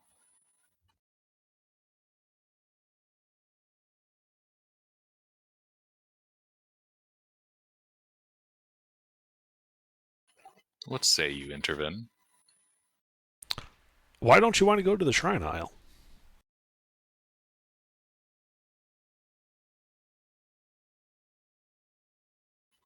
Personal reasons.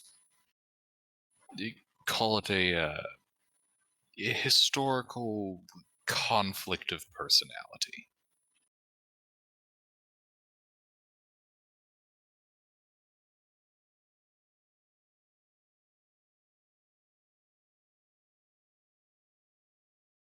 See, we got a problem. I let you out, you're going to end up destroying the world. I like this world. It's where I keep my stuff. Don't really have much of an incentive to let you out. 10 questions that are within your power to know. You haven't given me any reason to believe you know anything. And a wish? I've seen enough of those go sideways to know to treat that like a live nuclear warhead. Well, to begin with, let's dispel this notion that I want to destroy the world. I don't. Mortals are far too much fun. Besides, destroying it isn't within my power. Yet. As for the 10 questions,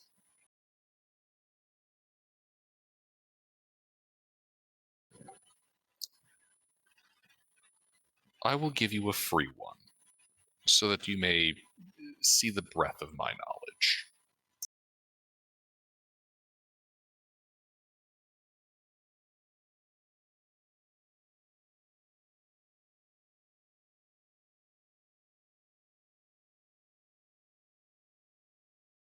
How does that sound to you? Well, in the interest of verifying what you say, I hold up the book that's covered in illusory script, and I say, as I hold out I pull out parchment quill. I said, "All right. Well, what's this book's actual text? What's its actual contents?"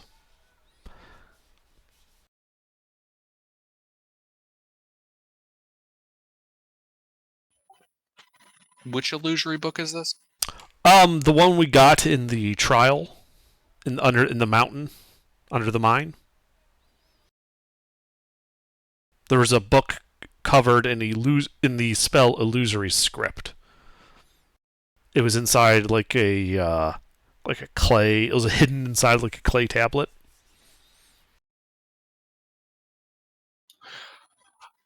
Ah, that one. Yes. What are its true contents? If he's giving me a free question, I want to know that, and I can use it because I have the actual book here to verify his bona fides. Then, because I'll be able to break the illusory script and compare the two, and if they match, that tells me something. If they don't, it tells me something else. And you're showing him the text, or you're just showing him the book? Well, I hold up the book and I tell him, this book was covered in illusory script. It's old. If your knowledge is as broad as you say, you should be able to tell me what its true contents are.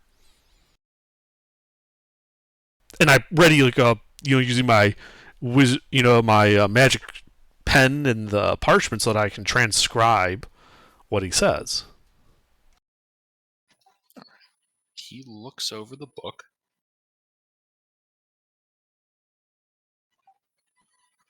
It's poetry.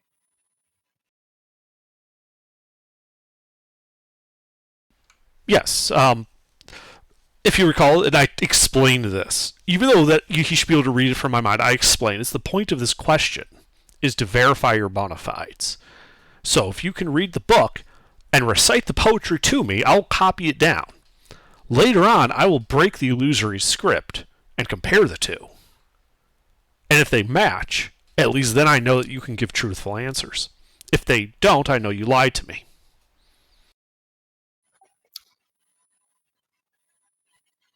You see the eyes that are swirling stop moving and fixate on the book, and he begins reciting elvish poetry into your mind. And I copy it down. After a couple of pages, he asks if you wish to continue. How many pages is this book?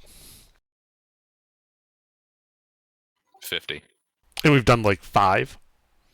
Yes. I'll say nope. 10% should be sufficient.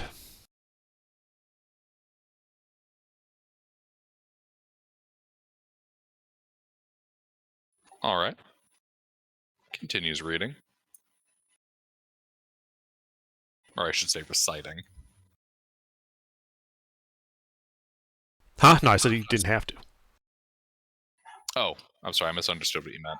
I ran the percentage in my head, I'm like, sounds like he's already hit 10, but whatever. That's what I said. Yeah, 10% should be sufficient. Yeah. So we're good.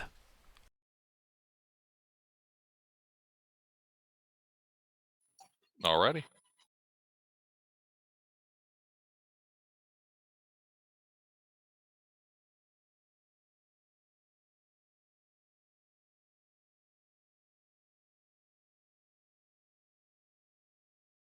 Great. So now I just need to break the illusory script spell.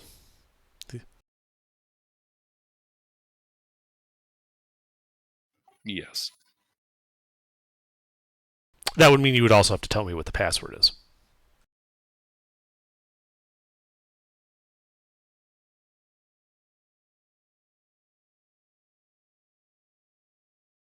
Oh wait, no, it's not a password-based spell. Sorry, my mistake.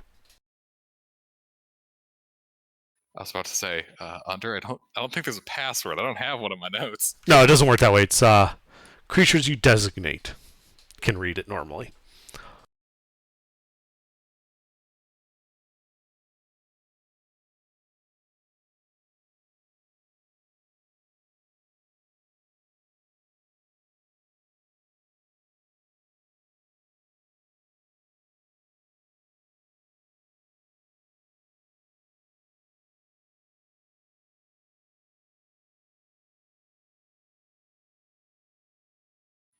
So I trust you can break the enchantment to verify the veracity of my claim? Eventually, yes. Problem is I need True Sight in order to do that, and I don't have True Sight yet. Does Dispel Magic not work? Dispel Magic destroys the original script. Oh. And then I kind of tell the orb, well, you were able to read it, so I assume you must have some type of True Sight. Are you able to teach me that spell? And then I can use that to break the book and verify your claims.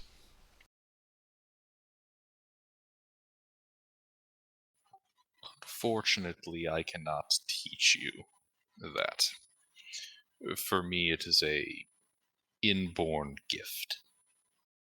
So your knowledge for your questions does not extend to being able to use those for how does this spell work?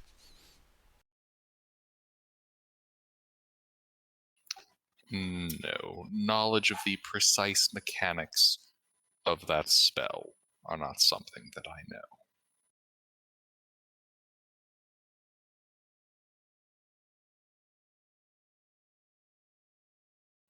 Besides,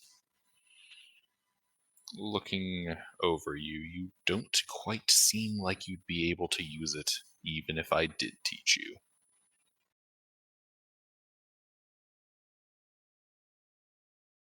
Well, that's probably true.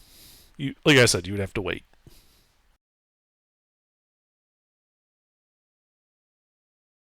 So I guess we're just gonna, I assume we have like a chess set somewhere. And I'll just start playing the creature in games of chess to pass the time while we wait for Steak and Rurik to come back. Don't split the party after all. Playing chess against a creature that can read your thoughts is probably not going to end well. That's the joke. Mm-hmm.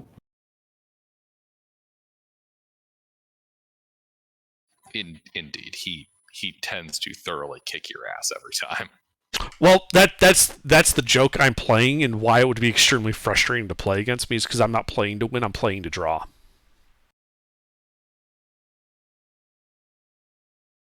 I'm immune to his tricks. I haven't had a thought in the last 30 years.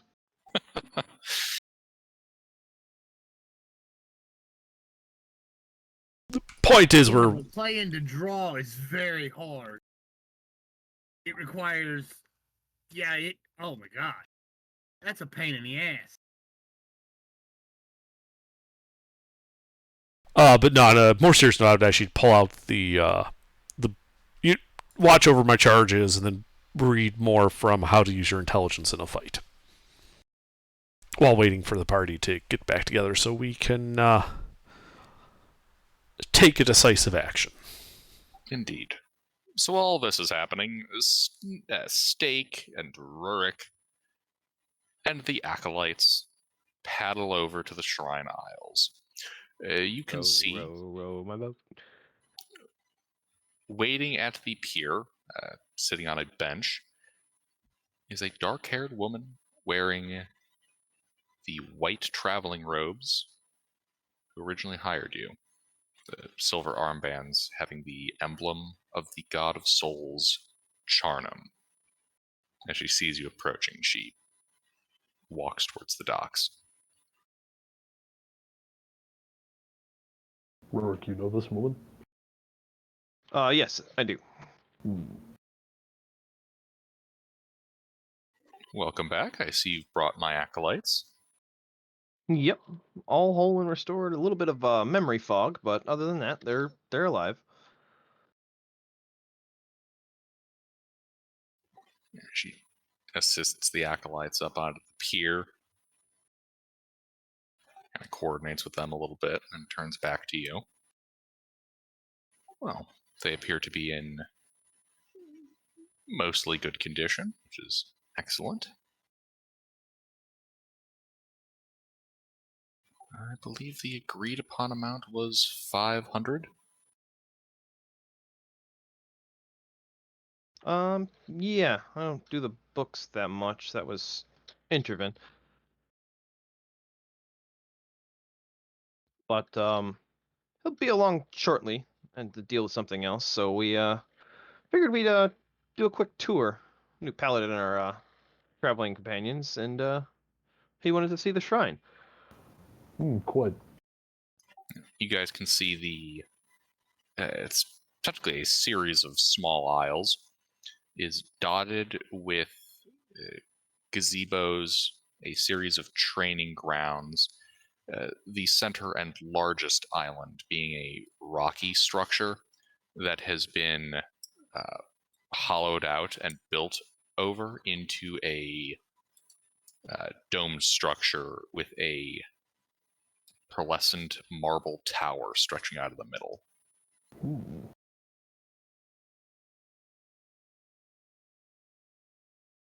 Are there a lot of people?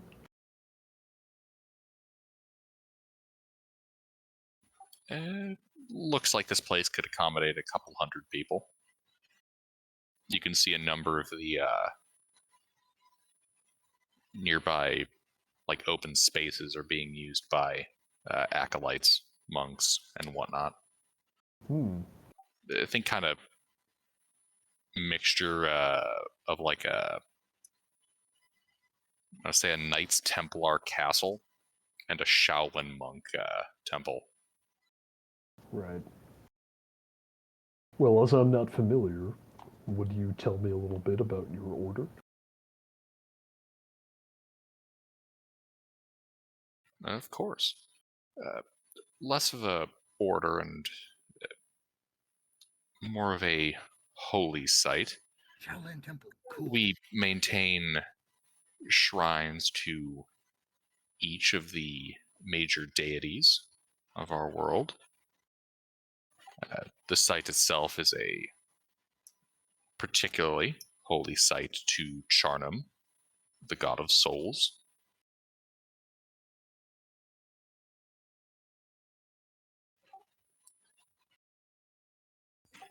Is there anything more I can tell you? There's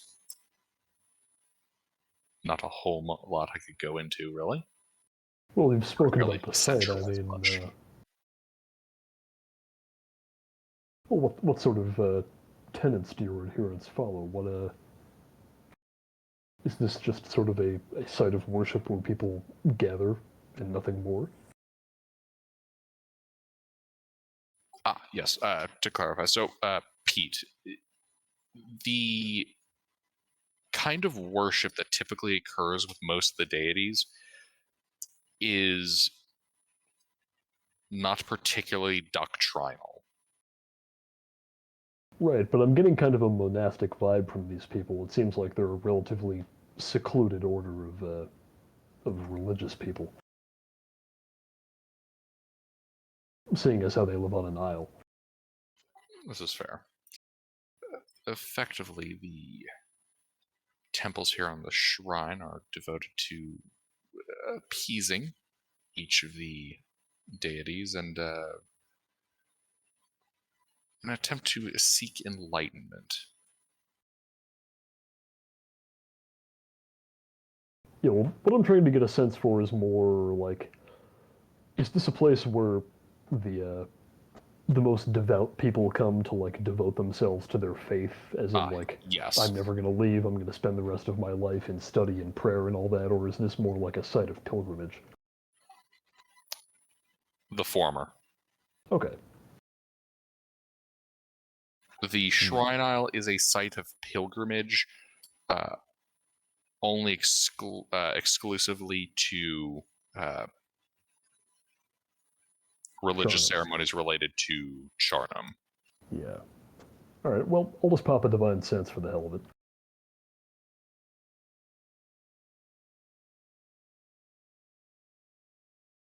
All right, you're detecting nothing out here on the pier. Oh yeah, what's the, Right, it's within 60 feet. I kind of assumed we were getting a physical tour of the island as she was telling me all of this, and I was asking these questions. Yeah, that's fair enough. Yeah. She'd be happy to. I mostly just want to know if the place is consecrated.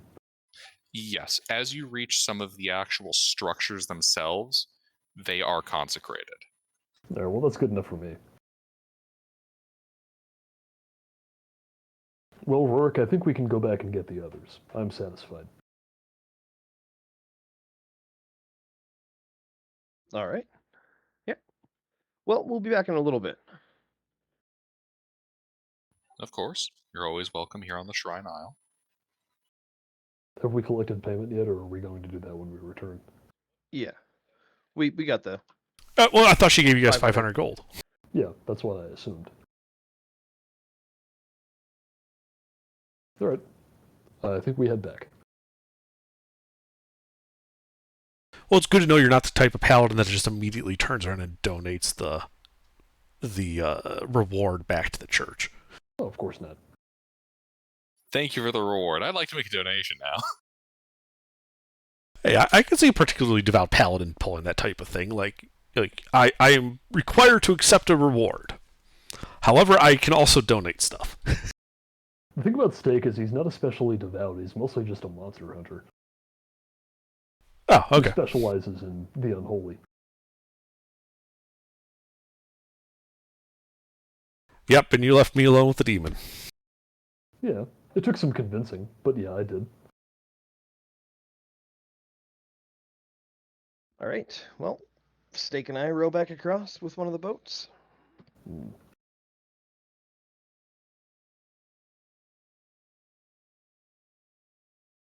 All right. Time passes. You wind up back on the shore. You can see. Intervin, who'd you have play with chess with the fiend at this point? The acolytes. It's good training. I don't tell them that the fiend can read their minds.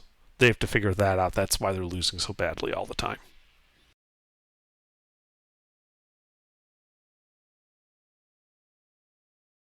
It's a mental training exercise. That orb must have a vibrator up its ass. That's the only way. It's like one of my favorite scandals I've ever read about. Right. What? A guy So there was... got accused of cheating at a chess tournament. by having a butt plug, a remote-controlled vibrating butt plug, shoved up his ass. And he had a colleague off-site who was watching, it was like a live-streamed chess match, who was like using a computer program to figure out the optimal move, and then was transmitting what move that should be by vibrating the butt plug in different patterns. To be clear, this didn't actually happen. This is just something somebody was accused of doing. That is amazing. The reason they were accused of this is because they beat Magnus Carlsen in a live game. But anyway. That is amazing. But anyway, It has utterly derailed the DM. So, Time how were the passes. negotiations? Well, I just look right at Steak and I'm like, well, they went okay. It's offering us 10 questions, truthful answers, as long as it's stuff it actually knows, which doesn't include arcane spells, and a wish, if we let it out. I told you, dark powers. Yep. Anyways, what about the shrine? Dark powers? They seem devout enough. That and the fact that the orb really doesn't want to go there is a vote in my book. Alright, let's load it up and take it to the shrine. Good. I'm sure you just tensor floating disc behind one of the rowboats. Technically No, it it follows has to be ground, not water. Okay. I can double check, but I'm pretty sure it does not go over water well.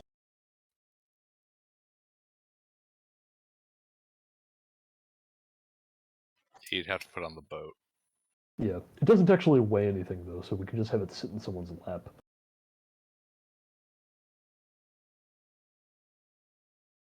But yeah, we carefully strap it into a boat, and then the whole kit and caboodle we take across the shrine aisle.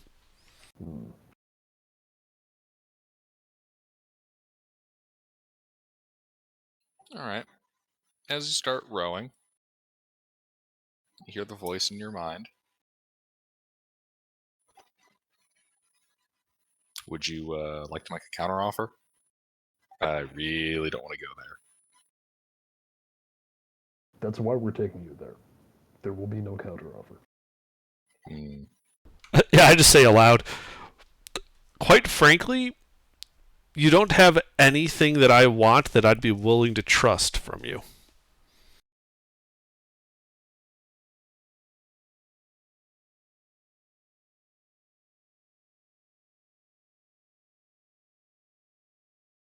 Would you prefer something that doesn't come from me?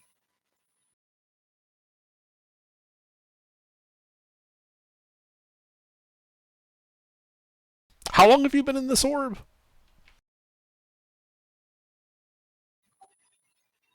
About a century. Uh-huh.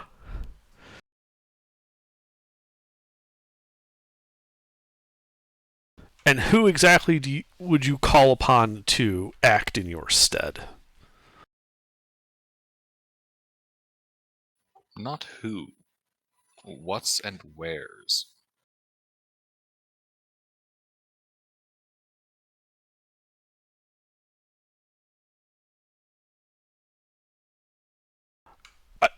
I would literally just say a lot. We have nothing we can do that can stop you from talking. So by all means, attempt to convince us. But you yourself don't seem all that trustworthy. Fiends are like that. If you think you can call upon somebody that would be more trustworthy than you to us, now would be the time to say anything.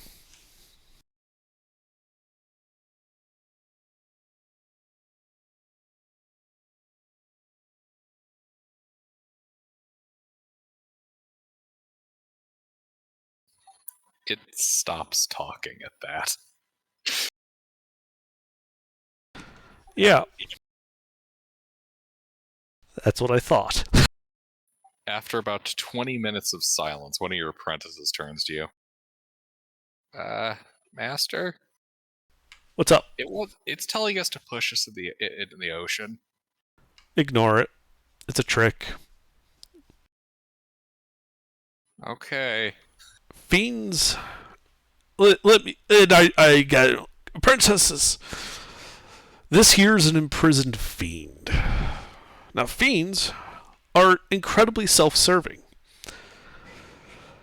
And it will say, and it will promise anything it can think of to convince you to let it go, so that it can go about and cause all sorts of havoc. Potentially, world-ending havoc. It will have no compunction about lying to you. And if it tells you anything that you cannot verify for yourselves, you should not take it as truth. So when it tells you to push it in the water, it could even say that it will offer you a dozen wishes. Do tell me, however, apprentice, how you would plan to enforce such a bargain with such a being.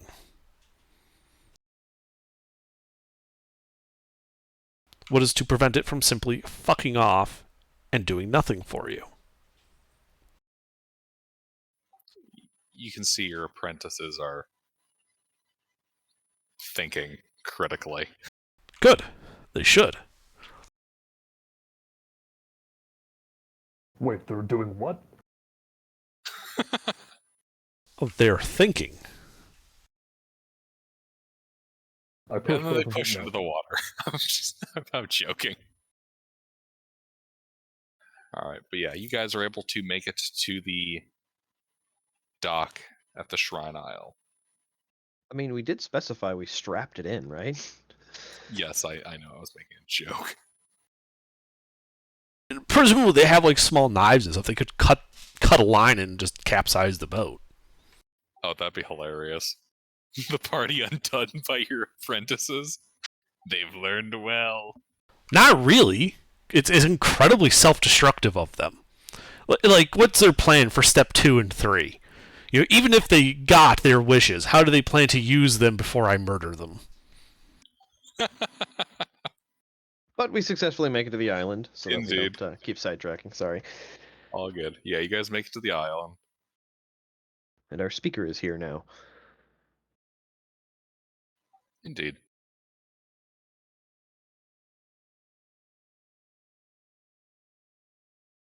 You can see Ashara waiting there at the dock for you. And I get up on the dock and I say, "Greetings, Ashara. Apologize for not coming earlier, but we needed to babysit something we found while retrieving your acolytes. Do you recognize that?" And I point to the orb. I can't say I recognize it, but I can definitely tell it is rather unholy. It's an imprisoned fiend that is attempting to strike bargains to get itself free. I thought perhaps it would be best to leave it in the care of your order, shrine, monastery, whatever the proper term would be. Somewhere it is less likely to find a unwise and willing person to participate in its schemes.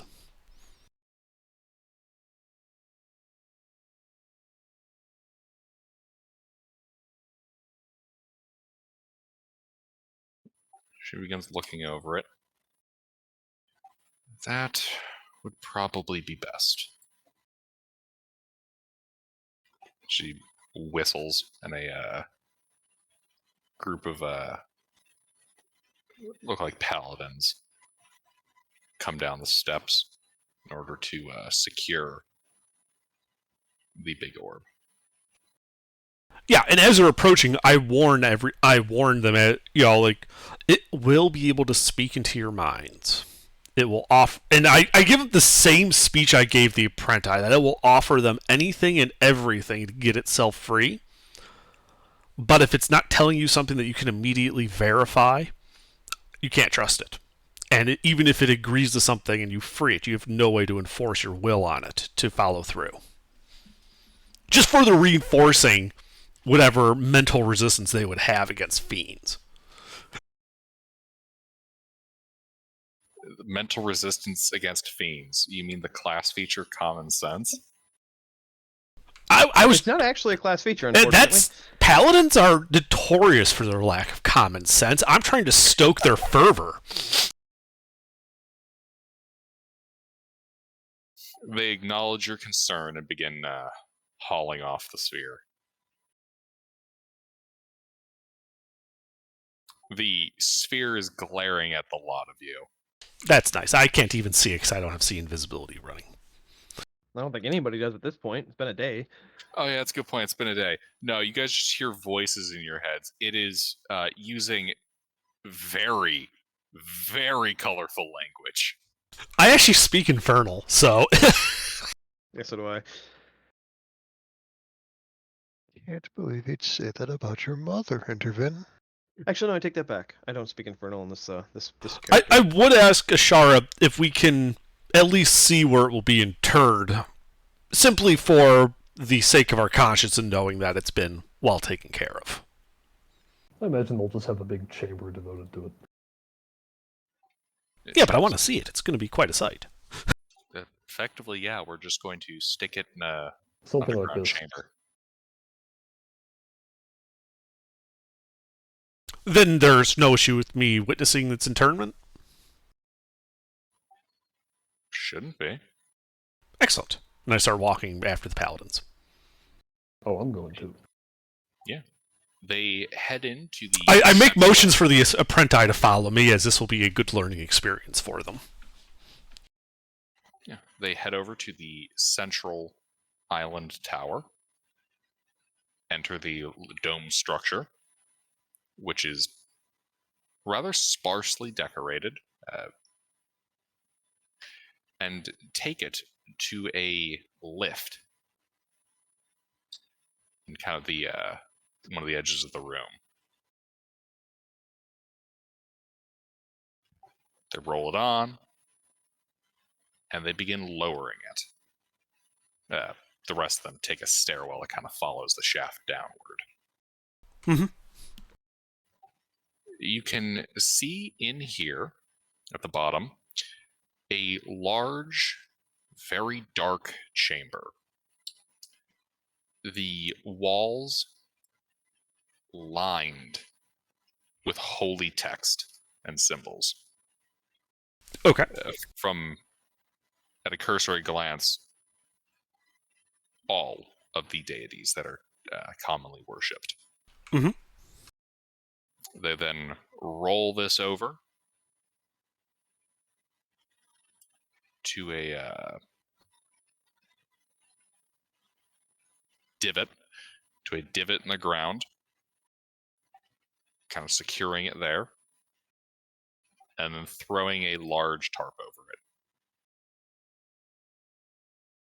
it. Is the tarp made out of lead sheeting?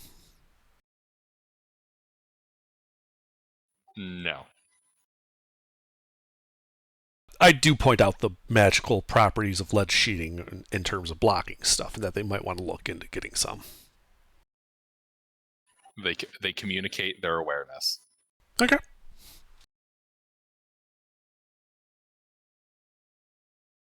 All right. Back to town or the big city? Well, I mean, Lulesh is closest. And I think we're still following up on that map we got from the vampire chick. Mm-hmm. So we still got to go after Lulesh to the east, to the east of Hort. Or we could go down south back to that island with the sharks around it. Yeah, we do have the crew too, so the ship, remember? No, I don't, but I believe you. I talked with the captain about renting his boat, and Oh, yes, that's right. That was in Lulesh, though, wasn't it? Or was that in believe Urkeresh? so. No, I think that was in Urkeresh. Okay. No, that was in Lulesh. Oh, it was in Lalesh? That's perfect then. It was in Lalesh. Yeah, well then, okay, well, yeah, we should probably do that before he gets another contract that he takes over ours. Hmm. It's only been a couple of days. And you guys paid pretty heftily up front.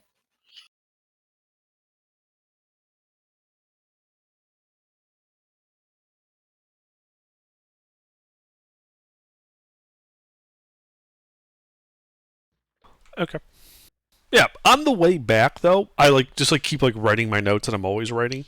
I include a sketch of how this thing was laid out, the vault, that's layout, what was in it, how to get there, all that type of thing. Just memorializing the internment of the nameless fiend.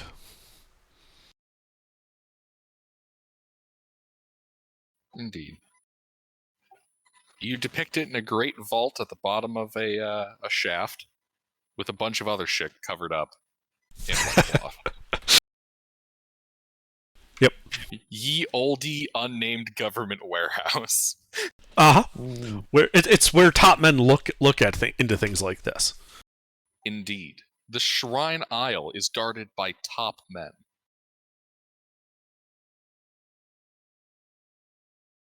All right. Do we have any trouble getting back to Lalesh? Is that a hey DM? Please roll the D100. Just asking. It's up to you if you roll on the D100. Yeah, no, I know. Well, I mean, when we get back from the Shrine Isle, we're just on the coast. What time of day is it? Should we camp at the coast before heading across the swamp again? I figured we'd take the coast. It is getting relatively late. It's about 4 p.m. I mean, if it was that late when we were leaving the Isle, we could always just ask if we can camp on the Isle. I and would then rather cross in the not. morning. Okay. Like if we still got time, then yeah, we should just march as far as we can and then take a long rest. I was just asking. Yeah, march for another couple hours and then rest. Yeah, I mean, I know the spell Lehman's tiny hut, so resting in the swamp isn't that big of an issue.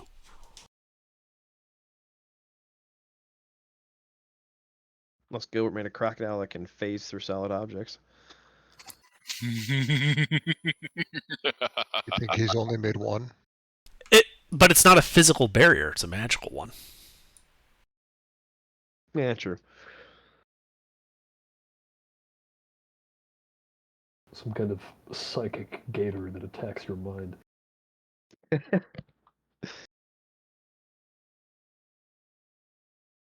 All right, so yeah, we'll march as far as we can, and then when long rest time comes, we'll camp in the dome. Indeed. You guys walk into the shitty marsh and camp in your dome.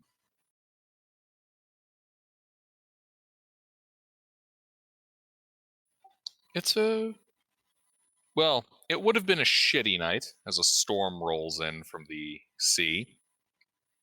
The rain's pattering off the top of your tiny hut. You can see the occasional flash of lightning.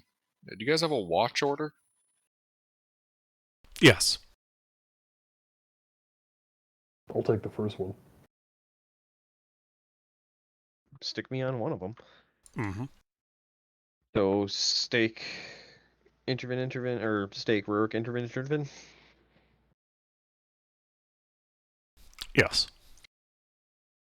I got sick of typing out the names. Aye. I'll get up on fourth watch so I can just cast a water breathing as a ritual on everyone for the day.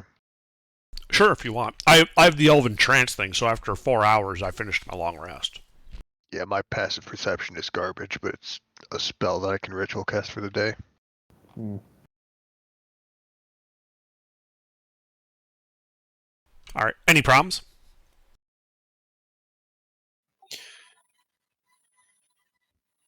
Nope.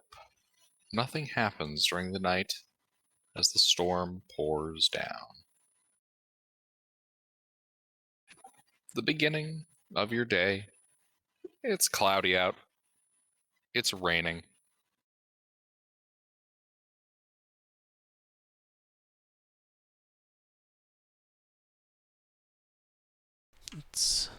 Let me check something real quick. Damn. What, you thought you were going to turn off my weather?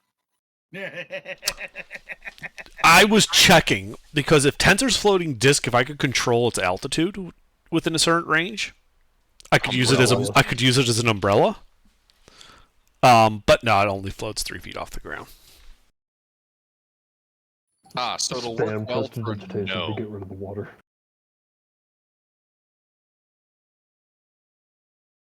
Yeah. So unfortunately, I don't have anything that will actually like protect us from the water.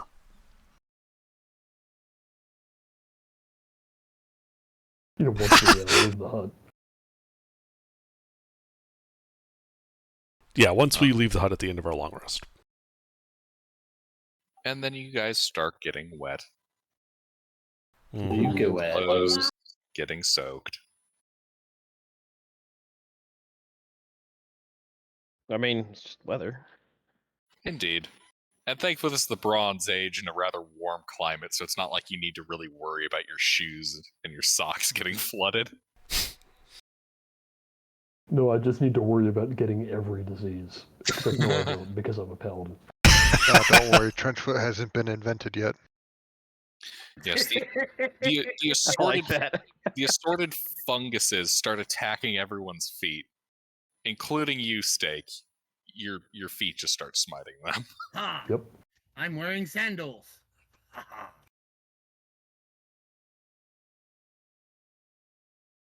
But yeah, a couple hours pass. You guys hike through the marsh, eventually making to the edge where you can see the walls of Lelesh. Or I'm sorry, Lelesh doesn't have walls. Where you can see the beehive-shaped buildings of Lelesh.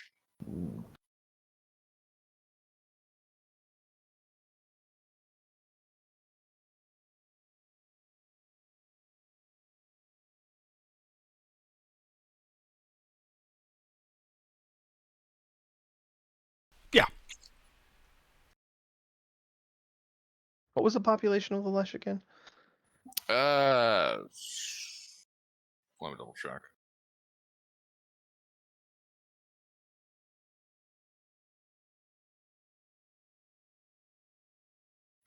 $29,000.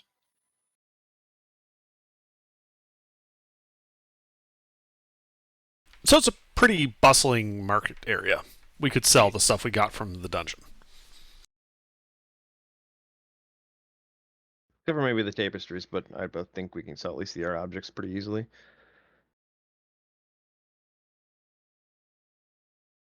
Indeed, the art objects can be sold pretty easily. I also need to make contact with my patron. Do we have the kind of money where we can buy me plate, or is that still a little expensive for us at this point? Oh, goodness. If it wasn't bolted down. Except for the manacles, those were bolted down. Hmm.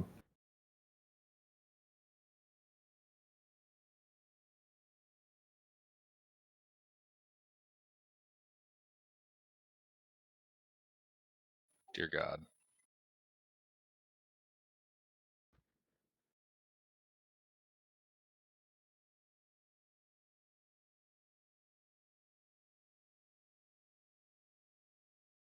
No, but seriously, how much money do we have?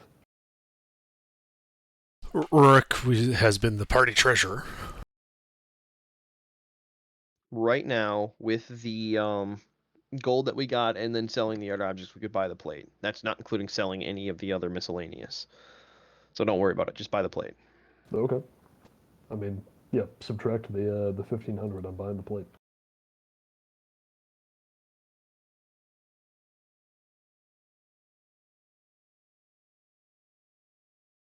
Oh yeah, big old armor class.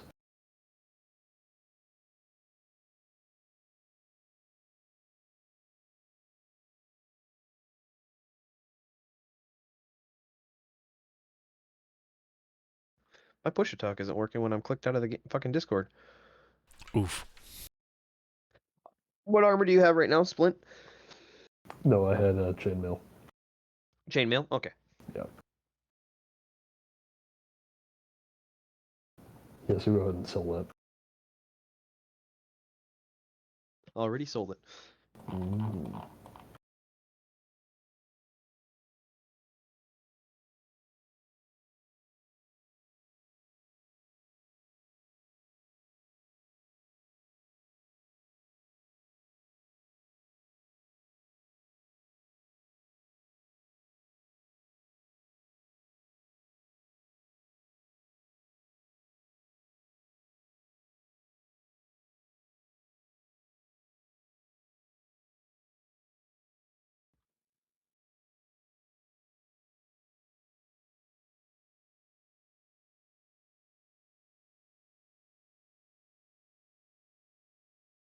Like, towel's got to be a hell of a commodity. The towels. Wait, the what? He literally okay. This rat bastard stole the hotel soap and the hotel towels. From the dungeon. There was like a national like sauna bathhouse thing. We stole all of the amenities. Did you steal the mint? We ate them in. Of course. Also, let me get you the thing here.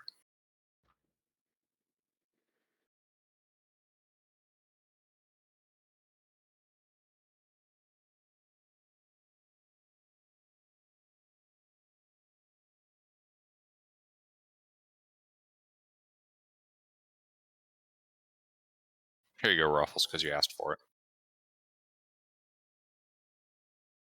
Ah, yes, the list of tapestries. There's a good chance there are spelling errors there because I typed this shit up and That's fine. yeah.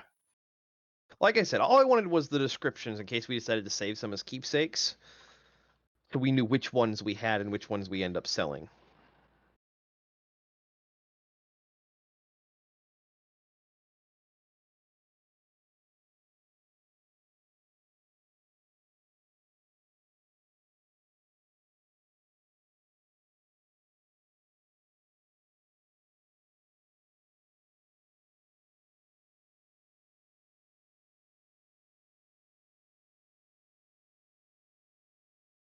But I do appreciate you typing it up.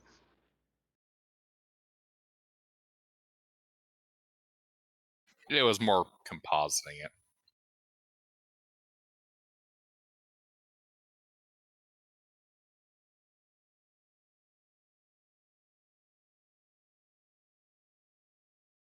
Now, I don't know about you guys, but I would vote for just selling them all. Yeah, I wasn't sure if somebody, like, oh, this one looks cool. I want to hang it up at my house one day. Yeah, I mean, if someone wants one, sure, but Yeah. So if anybody wants to look through them descriptions and if you see one you like, I mean, we're going to get loads of money for the rest of them. So if you want to save one out of the, or that pair, one or two won't kill us. So I'm asking everybody here, Nash, Kitten, Sorella, Steak, Hayes. Nah. What? I have no opinion. What? That last post that Gilbert just posted, those are all of the tapestries that we have. If you wanted to save one of them, because we're gonna sell them otherwise. Like if you see, you like the description of what it says, just let me know, and we'll save that one. I know fuck all about history, but does that orcish warlord seem familiar to me at all? Just on like a general knowledge basis. That'd be Droom, wouldn't it? 7. No, I think we've met him, Oh, have we? or met his like second. I believe it's like Warlord Droom or something like that. I believe that was an orc, right? yeah, he's the leader of Urkaresh. Oh, okay. Yes, you guys have not met War Master Droom. Yeah. We haven't met Vizier him, to but the we've God met his secondaries, yeah. Or territories, whatever. But yes, so that would be the warlord that is ruling over Urkaresh right now, the big city.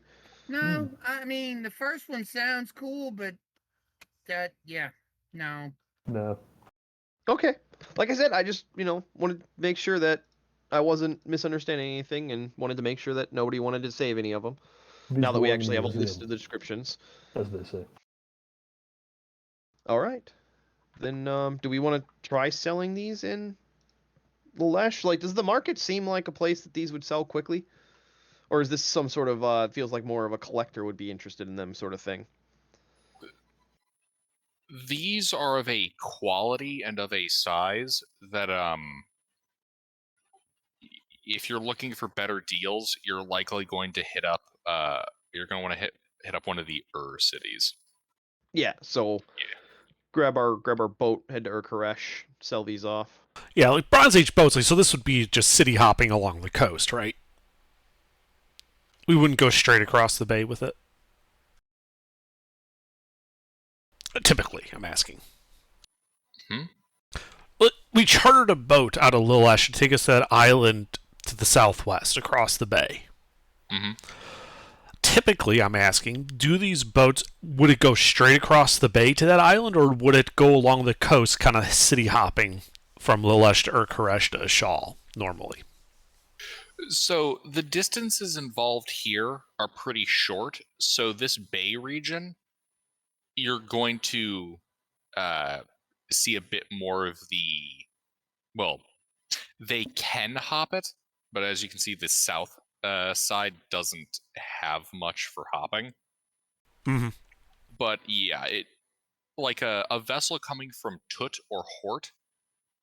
If you left from Hort, you'd probably hit up Tut and then cross over almost entirely to Urkaresh. Got it. Okay. We might want to hold on to it and just have the captains go from Lillesh to Urkaresh, then to that island.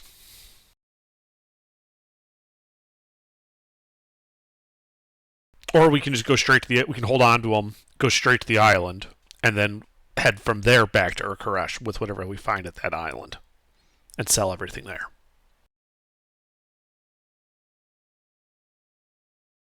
For the major items like the tapestries, I imagine the minor items we can sell in the Lesh with no problem.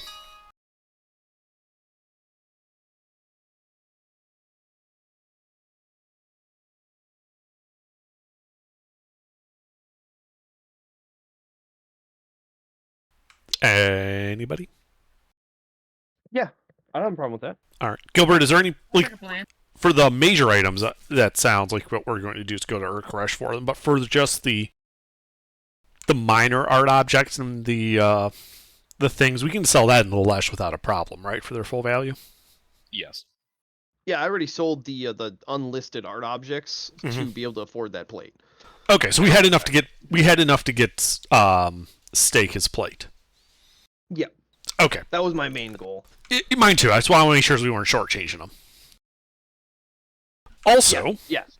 Since we're in town, we have this magical electrum chest, this coffer, that was sealed with sovereign glue. I happen to have some universal solvent on hand. Before you fuck with that, let me hit the restroom 1 second. Sure. Also, I'm telling the party this. I'm not doing this in secret. I'm sure, the coffer we've been carrying around that we couldn't open? You finally got I've got the means to open it now.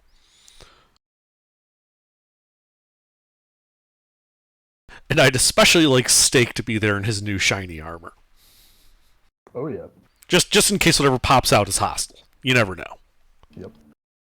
My armor's shinier. Now that I'm here, let me pop a divine sense on that. Well, Gilbert just went to the bathroom, so I have to wait for him to come back. Yeah.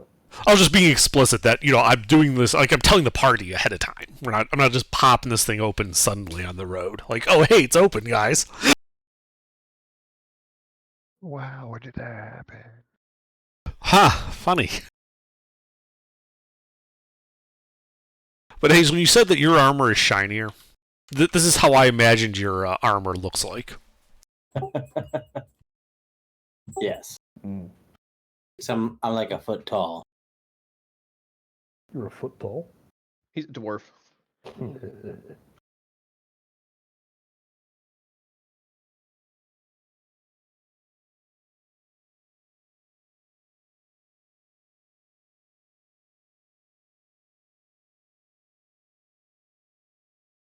Oh, perfect. He's a miniature.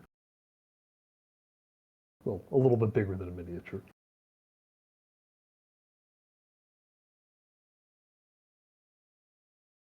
Regulation size 40k piece. Yeah, sure.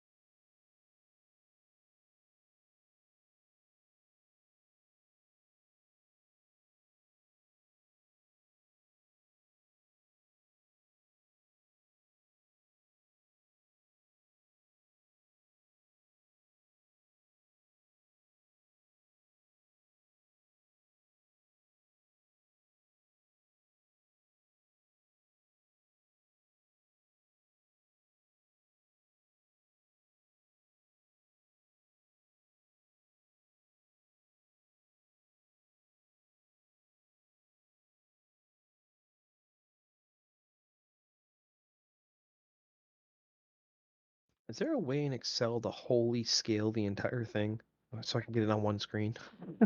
Our inventory is literally too large. Control scroll wheel will zoom. Yeah. No, that doesn't. I tried that. In the bottom right, there's usually a little slider you can move for a zoom as well. It's a horizontal slider in the right side of the status bar. No, not in Google. Oh, and Oh, Google. sorry, You said Excel. Google Docs. Sorry, yeah, Google spreadsheet. My bad. Oh, no. I have no fucking idea. Yeah. I'm sure there is, but I have no idea. Control plus and minus for your browser. Oh my, it's C. Oh, yeah, I suppose I can zoom the page out. Yeah. C. Well, if it isn't cubic centimeter. Excuse you, I go by crowd control. All right. Hey, I'm on the crowd control team. You can't say that. I thought it was short for closed captioning. Nope. Well, no, only one person's allowed to call me crowd control, so never mind. All right, then would you rather me call you closed captioning or cubic centimeter? I don't know. Well, that means I have to come up with a third thing. Thanks a lot.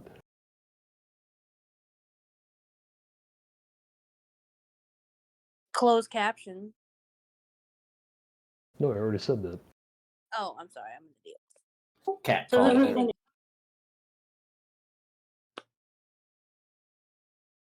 Oh wait, it's Monday. Yeah, it's Monday. Who's winning?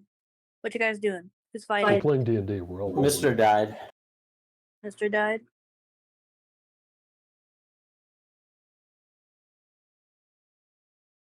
Is Gilbert not DMing? He is. He had to go bathroom. He's away. He left. We're in a city. We were selling the loot from a dungeon. We just got back after resisting the temptation to unleash an unholy fiend in the world.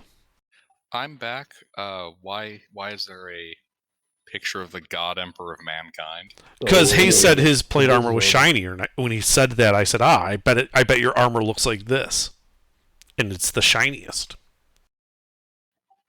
Hayes's plate's made out of iron. Yeah, it's really shiny iron. Steak's probably made out of bronze. Well, Burnished definitely made out of bronze. bronze. Was Not it shiny at all. bronze? I don't want the shine giving me away. Although, actually, no, I changed my mind. I want it to reflect dramatically off my armor when the lightning strikes. Boom. I need my know. armor to be shiny. Mm-hmm. You now have incredibly shiny bronze. Not that shiny, but just shiny enough. You have armor that is sufficiently shiny for dramatics. A tasteful shine. Alright, but with the whole party equipped and standing around, I shall use a dose of the universal solvent to open the sovereign glued chest. No, you won't. First, I'm going to divine sense it, and then. Oh yes, that is correct. Thank you. You detect nothing. Okay, do it. Alright, I use a dose of universal solvent, and remove the sovereign glue and open the chest. It opens, revealing inside, amidst white cloth that's been stuffed around the edges, a shimmering, nearly translucent skein of what looks like red thread.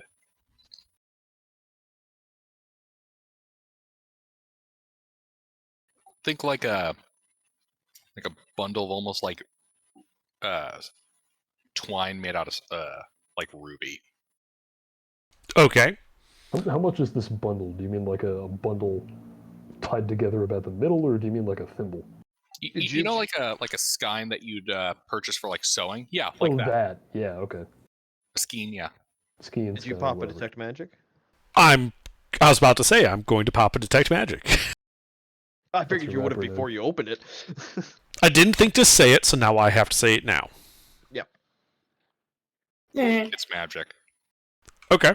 I shall touch it and do an identify ritual. Okay.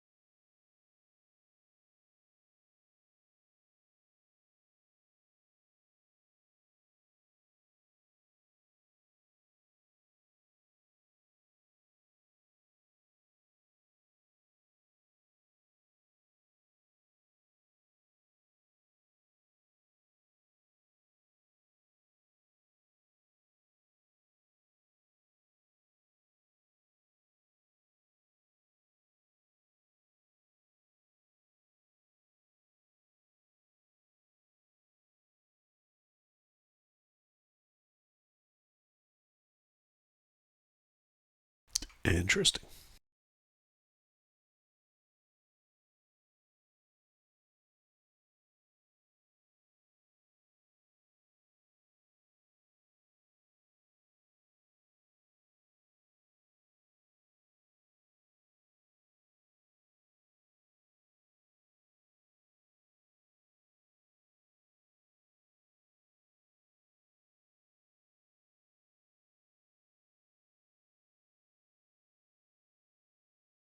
So this appears to be a magic item that if that two different people must attune to.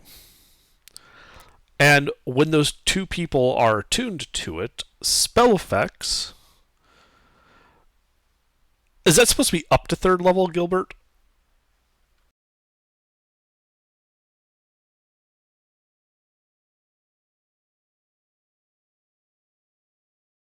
Because it reads very differently with from.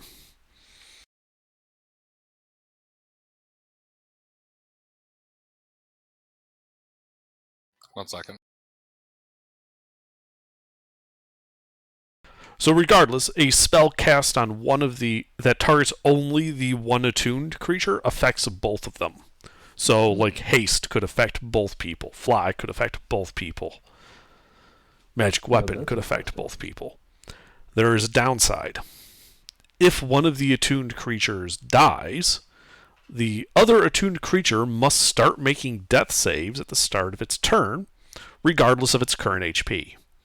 If they get 3 successes, the attunement to the string is broken, or they die.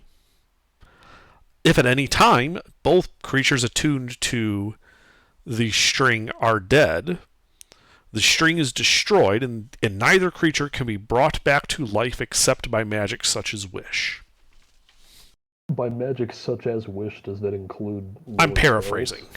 spells? It says except by wish. I assume that would also leave open divine intervention as well. It would, yeah. So, like I said, I'm First attempt at fully customized language. yeah, I'm paraphrasing it as my character would relay this information. Can you unattune from it at any time?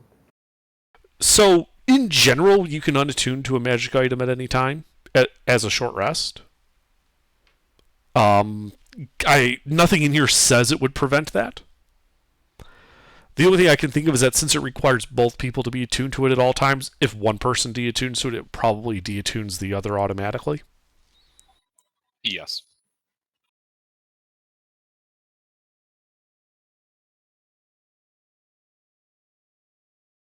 There's some other more minor effects, but that just covers like some cases, like if one of the creatures dies without death saves, if the soul would be destroyed, but at least one person's still alive. Cases that are unlikely to come up, but there are effects written in for those. Yeah, unlikely.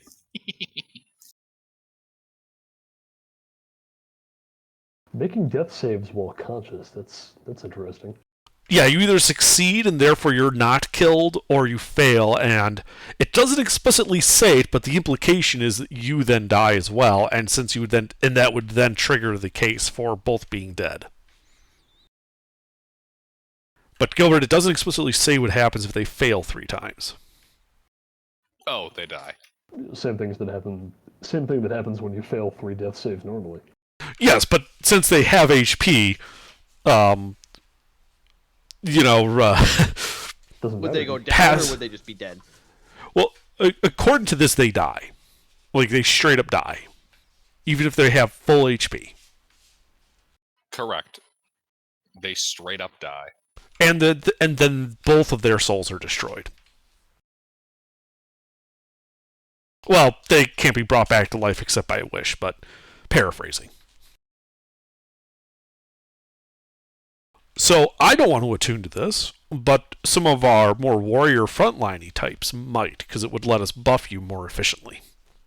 I could, and I can also buff myself in ways that might help other people.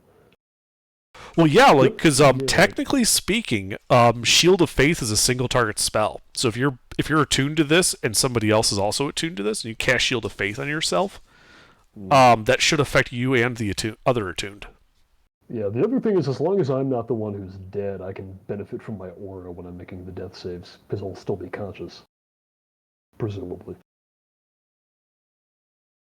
Yeah, as long as you're not the one that dies first. Yeah. The problem is, if I am the one that dies first, then my aura no longer benefits. Unfortunately.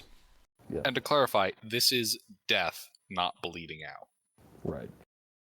Although if one of you is bleeding out and the other dies, do you make 2 death saves per round? Yes.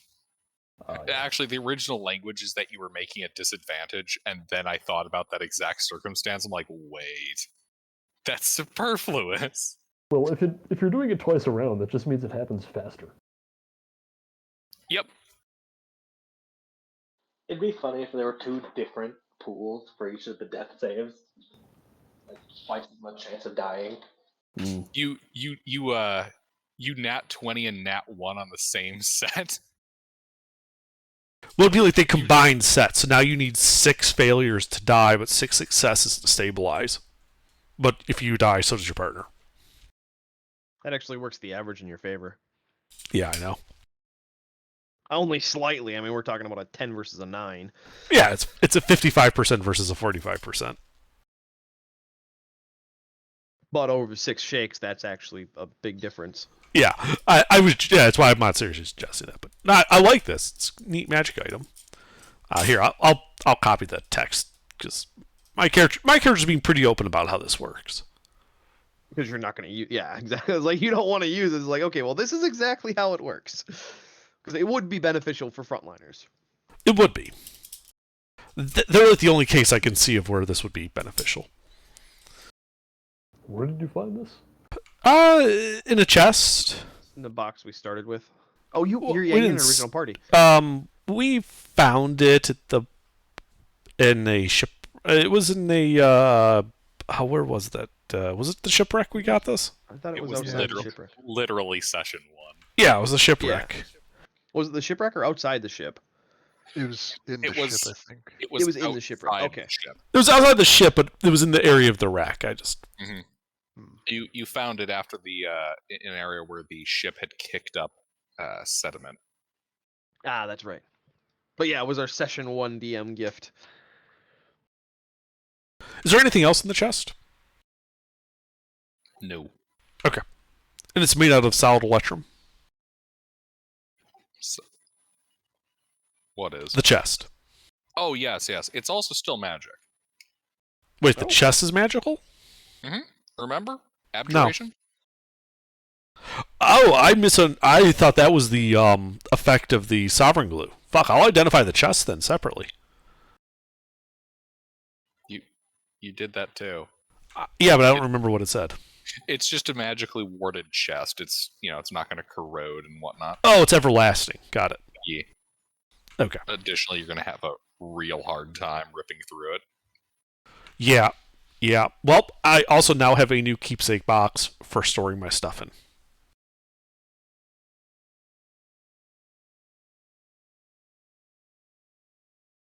I want a keepsake box to store my stuff in. Just to check, when I put the lid back on, it doesn't reactivate the sovereign glue, and I can't open it again, right? Oh, that'd be fucking hilarious. No, it doesn't do that. That'd be a really Put- expensive keepsake box. Put super important item in, like puts universal solvent inside, seals it with sovereign glue.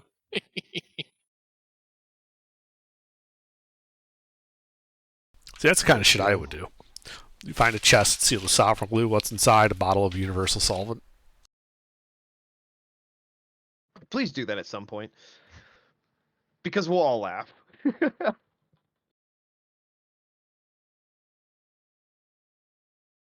It's got to wait at least a couple months now so that we all forget about it.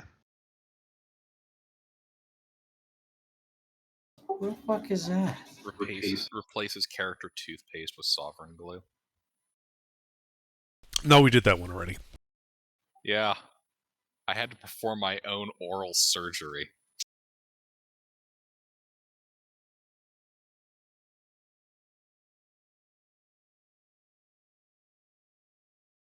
All right, so who wants to attune to these strings of fate? Well, here, can anybody cast life transference? Because that would be quite funny. I can. I shouldn't. Take 48, heal the other person for double, and then heal yourself for double. I shouldn't attune to this because I am surprisingly not difficult to kill if someone actually gets to me. Yeah. Let's say we got Nash, Kitten, and Steak. What is it? But Sleuth, the life transference. What is Think of the it? shenanigans, Sleuth. Think of the shenanigans.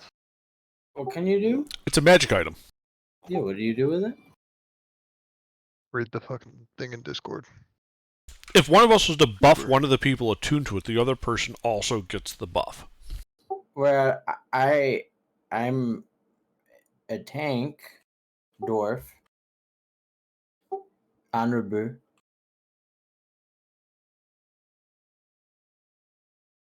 Between the front lines, it's up to you gonna guys be who wants it. two tanks. Yeah, it's gonna be 2 tanks. I'm not gonna tune to it. I'm not as squishy as Intervin, but I'm still the most likely to die because I have a lower AC. I'm a non-damaging tank. I sit there and I go whack me.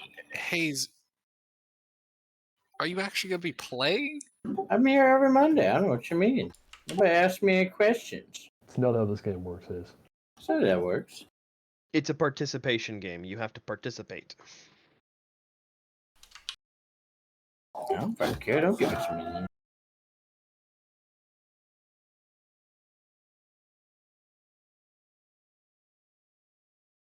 I know, let's have a squish off. Attune Sorella and Intervin to it. A stiff breeze blows in, we all die. Actually, there was a part of me that was considering having an uncapped number of people that could attune to this. That would be hilarious. We do the whole party. The string of TPK. Disintegrate. We all die. Yeah, it's the literal noose that hangs the party.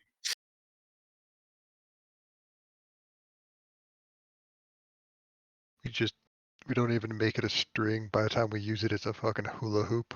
You could cast Warding Bond on one of you and use it to kill yourselves. Anytime the target takes damage, you take damage. Anytime you take damage, the target takes damage. I'm glad you're seeing some of the fun. Yeah, unfortunately, I haven't found anything broken yet, and it's frustrating. Broken for the DM, disintegrate.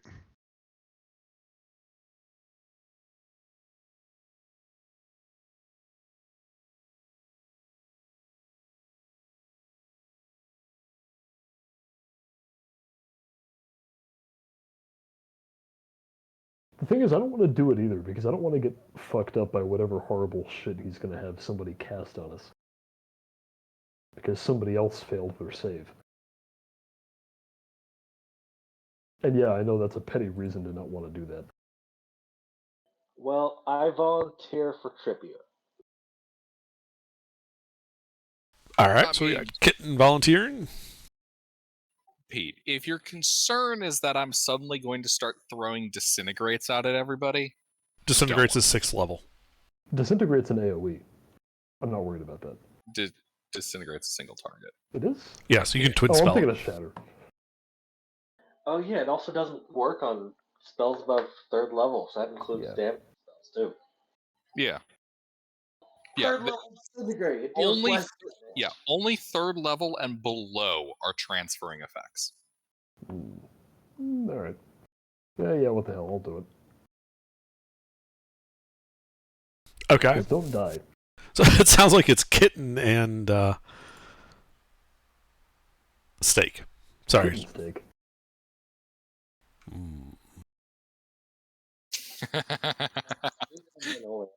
Kitten steak. I don't know why that's making me think Yummy. of the kitten mittens from Always Sunny.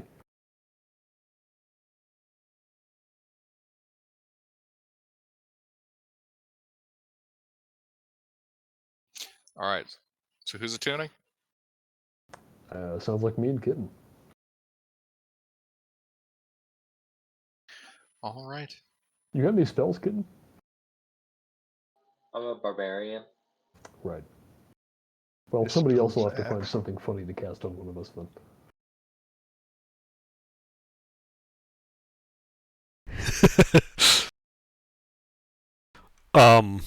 Dragon's Breath. Gives it both of you. That's true. Well, the one thing is, let's see. Can I cast Command on myself?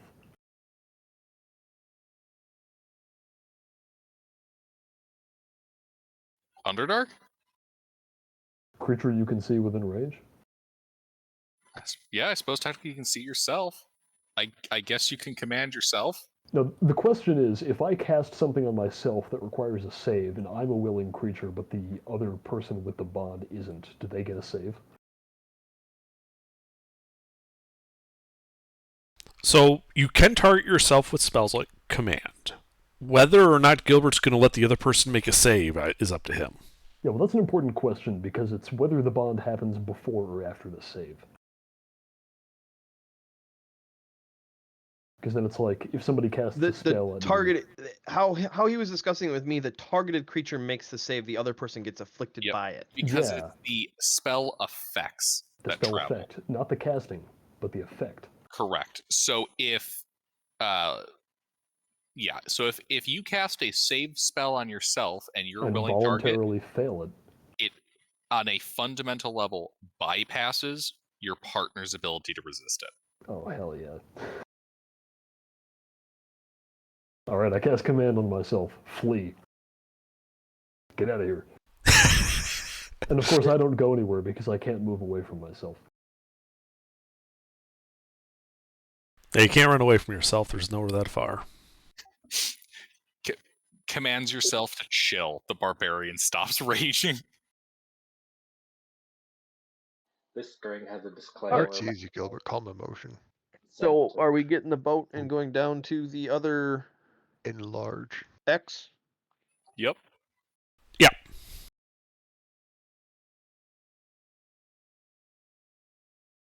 Are you guys stopping by Urkaresh first to sell stuff? No, we'll hit that on the way back. I thought is what we decided. I mean, if it's If it's how not going to cost us inconvenient anything time-wise more, is it? yeah. If it's not going to cost us anything, then yes.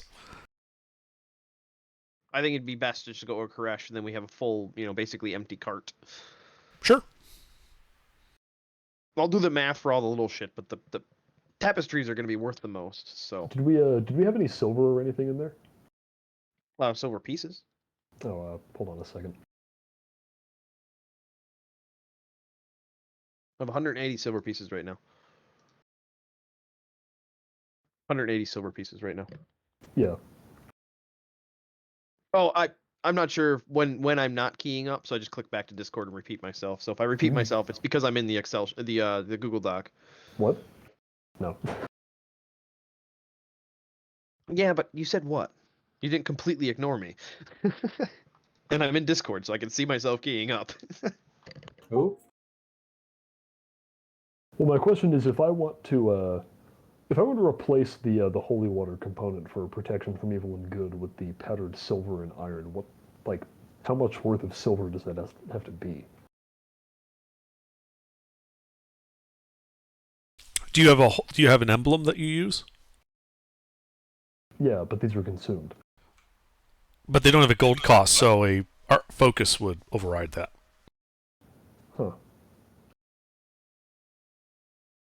Okay, it's listed with the little plus sign on the character sheet, which leads me to believe that I had to actually pay it to cast that. How can you pay if No, they don't only tell if you what it's to pay? specifies a gold value. Yeah. Okay, well, it seems like the character sheet just fucked up on that. I think it's someone just saw a that it said fucked up. powdered silver and they just marked it that. Hmm. But at least it's my understanding. Holy water, which does have a gold cost, not listed in the spell. It's fine. You're fine. Huh. But you don't consume the holy water. You just need to have it. Well, it is consumed. No, it's ore. The holy water is consumed.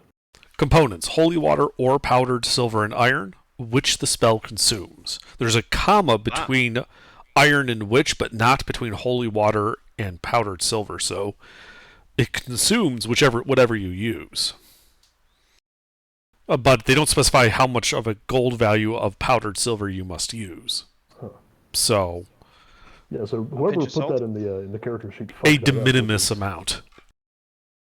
Yeah, which has led me to believe that I needed to pay to cast protection from good and evil. I can't remember how long I've believed that. Anyway, never mind. Now I'm starting to wonder. Let's stop wondering.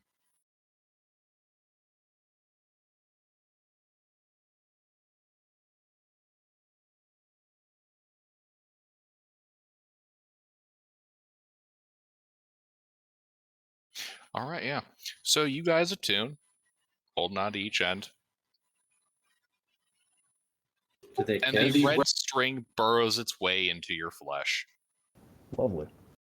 It's kind of unpleasant. You can feel it moving up and around your body, all around your bones and your spinal cords before the discomfort subsides. And you too can feel, connected. Nice.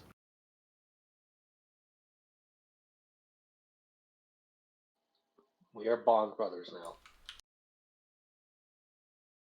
We're all brothers in bonds now, horse thief.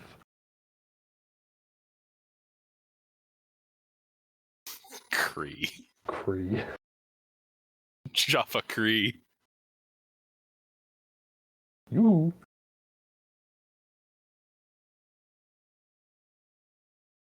Anyway, now we should. Wait. It reminds me of the. It's got a question mark. Forget Hold on. about it. Is it questioning if Yoo-hoo is being done as a question, or is it questioning if Yoo-hoo is one of its meanings? So No, it in the wants to actual know if you want chocolate milk. in the actual scene, O'Neill asks Daniel what does cream mean, and Daniel lists off, it means like attention, listen up, concentrate, and then O'Neill asks like you who. And I got to finish up that series. I got like four seasons in, and then I get bouncing You around. fucking watch it and you do it now. No, I'm DMing. Fuck you, Hayes. All right. So, yep, you guys are attuned.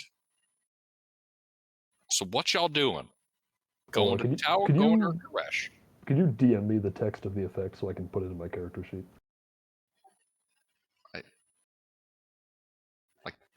Hold on. Yeah. Anyway, we get on the boat we chartered and go to Koresh and to sell the tapestries first. Yeah.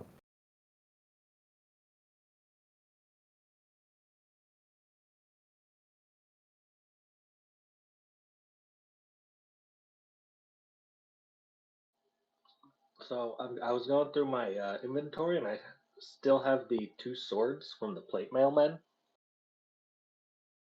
Yeah, I can That throw I them in took. the So bulk sell stuff that I have to do the math for tonight.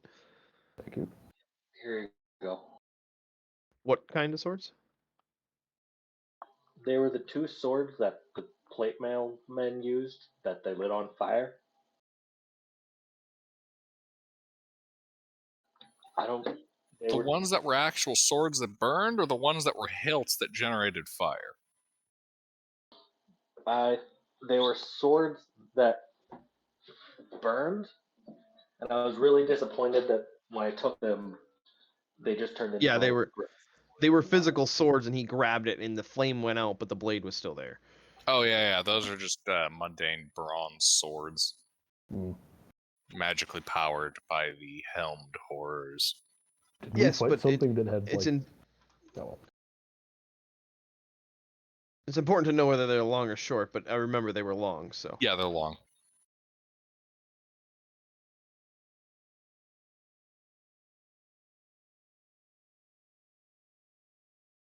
All right. You guys sail over to Koresh. You can see its bronze central spire well before you actually see the rest of the city itself. The ship docks at its crowded port, and you head into the city, ready to sell.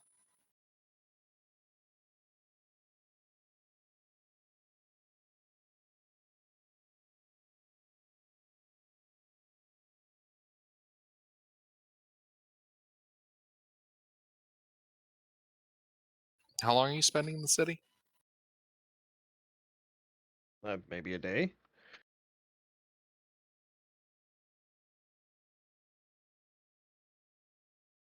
Alrighty, well, each one of those tapestries is valued at 150 gold pieces.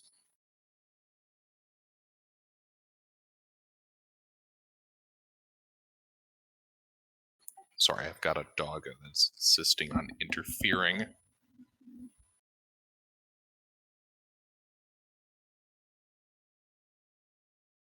Alrighty. But yeah, you guys are able to sell that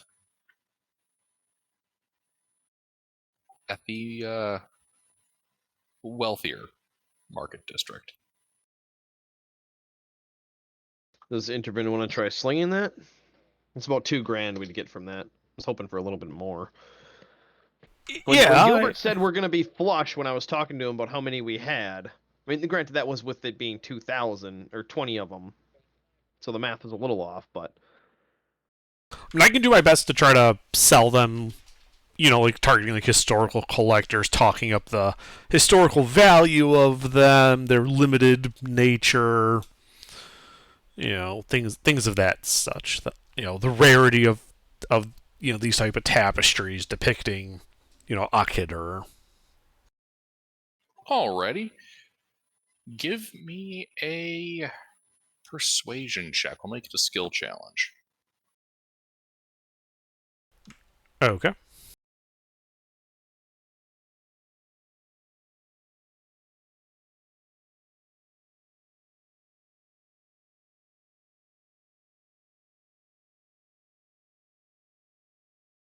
Need I do more?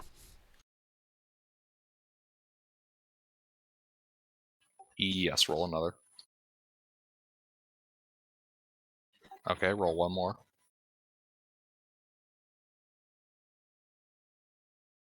You get close with maybe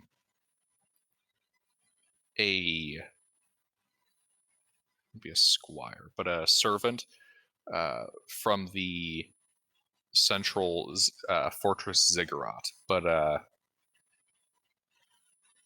he can't go higher than it would be 175 gold per tapestry. Worth. Deal. That's over 2,500. So All right. He heads off to acquire the funds. We'll meet you later that day. And wishes you well in the name of the War Master Droom, Vizier to the God King Akhed-Ur.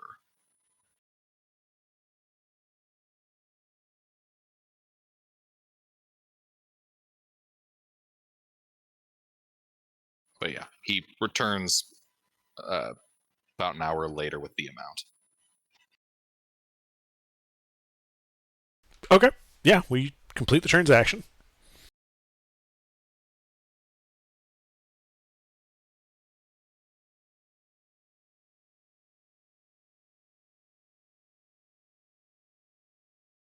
$26,025.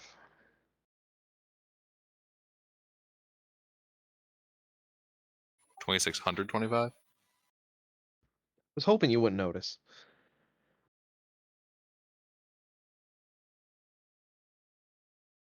Oh no, it's very important that I keep track of this. Once you pass 10k, every dragon in a 300 kilometer radius immediately knows your location and seeks you out. Yeah, that's like blood in the water for those things. Gold-seeking missiles. That's just when you guys split it up, then it's technically less than 10k, but just per I mean, racer. if Gilbert wants to throw XP at us, Yeah, it's why all transactions in this world, everyone does money transfer at 9,999 gold pieces. No one ever goes above that. Yeah. Otherwise, the dragons start getting involved. Yeah, it's the fantasy IRS.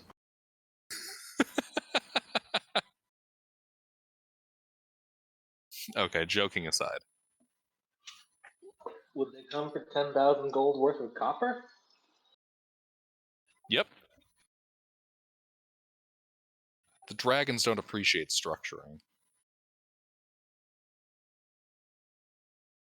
How is it high quality copper? You don't want to mess that up.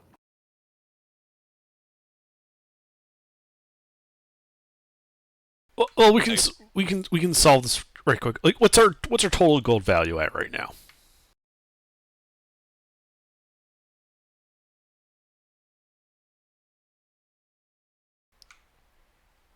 Work. Who? it's not letting me talk in the fucking sheet. I have to add that in yet, but it's gonna be just over 2,700. Like we had almost no gold before selling those. Ah. We spent most of it on the plate. Okay. So we're not anywhere close to the 10,000 dragon threshold. That was a joke. Not anymore. It's not. It's canon now. DM said. Even if it's not real, Gilbert, we're now going to treat that as an in-universe superstition. You know what? I like that. Yeah, it's now an in-universe superstition. Yeah, you can't have more than 10,000 gold pieces equivalent in one place, or it attracts dragons.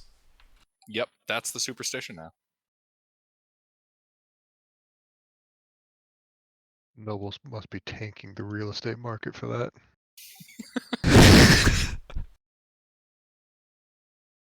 Just pay in installments.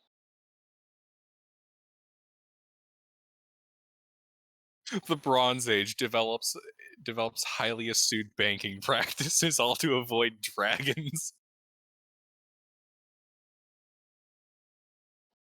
I mean, necessity is the mother of invention.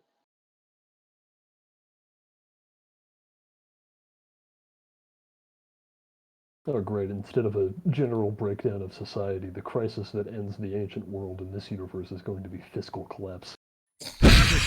I mean, that is actually pretty historical for the collapse of empires. I suppose, but I mean, it's like the fiscal collapse is the first thing that happens. Well, yeah, they start debasing their currency. Oh yeah, it's a common thing. Don't fuck around with economics. Economics fuck around with you. Just look at the Bronze Age collapse. It was partly, well, actually, a lot of it was economic. The sea And, peoples convinced me to make unsafe investments, and now my bank is failing. Look, man, I thought war profiteering in Troy was gonna pay off.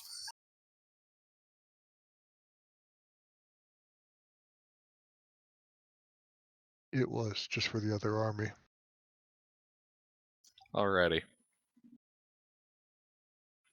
So yeah, you guys sell off your shit. What y'all doing? Well, I believe we have a tower to raid. Yep. Before we leave, though, could I buy some spell scribing components just to have them on hand in case? Yeah. Just 200 gold Like worth. 1,000. Oh, okay. 200 gold worth will be plenty. Okay. I'll account for that.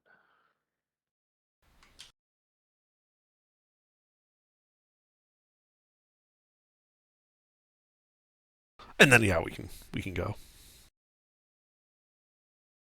And then, Gilbert, I'll just do all the little junk selling offhand, and I will put a star on and screenshot anything that I don't know the gold value for and send it to you so you can tell me how much I get for all the random junk.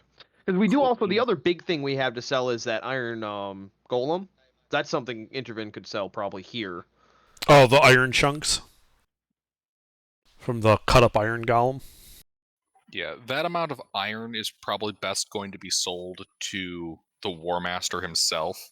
He and his orcs are like the only people in the region who buy iron in large quantities. Yeah, and I'm willing, and we have a large quantity of iron to sell them. Indeed. So yeah, I'd like to basically go like just like set up like a straight up deal. Like we're adventurers, we came across a large chunks of iron. You need iron. Let's make a deal here. It's Yeah. good quality iron. We can attest to that because it hit our faces. The same servant that you sold the tapestries to, when he heads back to get the gold, also will bring back gold for this. So, yeah, let's just convert the total weight of that iron to its trade value and then sell it like that. It's like, what, a silver piece a pound?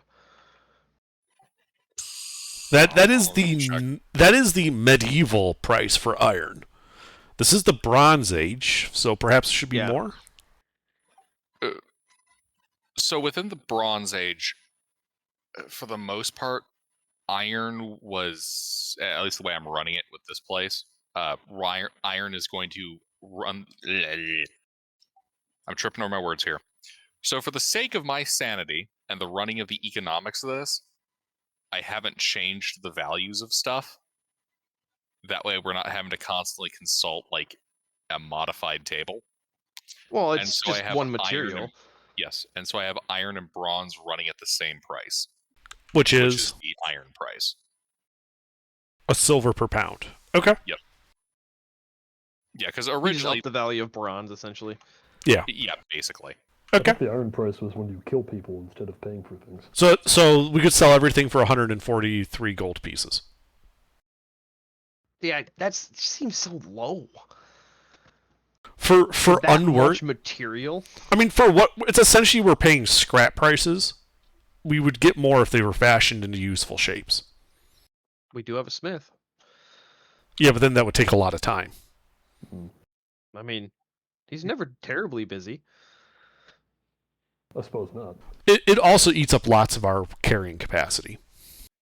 That's true. How much do we need? I mean, this is 1,400 pounds of iron. Yeah, I can't carry that much. Well, we have the cart, so. Could There's a I? cart and pair of Could draft I? horses. Because it's such a large chunk of like already refined, like they don't have to smelt it iron. Could I try and just like argue like just like a bulk sale price of 1,500, or like 150 gold for it? Then 1,500 pounds worth. It's not ore; it's refined. Yeah.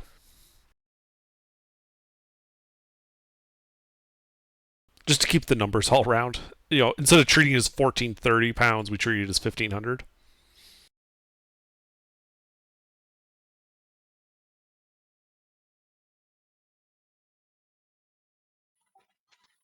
Are you accounting for the duplicates? Oh no, I wasn't. Hang on. Give me one That's second. why. Okay, that's why the math isn't working out. Because yeah, it should be closer to 300. Because I'm pretty sure he said it was 2,800 pounds, or 3,000 pounds, or something like that. It's 2,700 pounds. Ah, okay. So yeah, I forgot to double the things that we have 2 of. That's my bad for not clarifying that earlier. I didn't even think of Yeah. that So because I had it yeah, separated out. just do like a bulk sale and call it 300 gold then. That's what I'm asking Gilbert.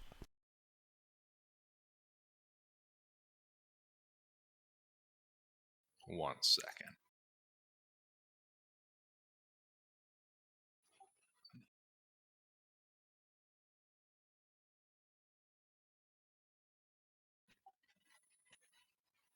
Okay, so I just realized something utterly stupid about what I did there.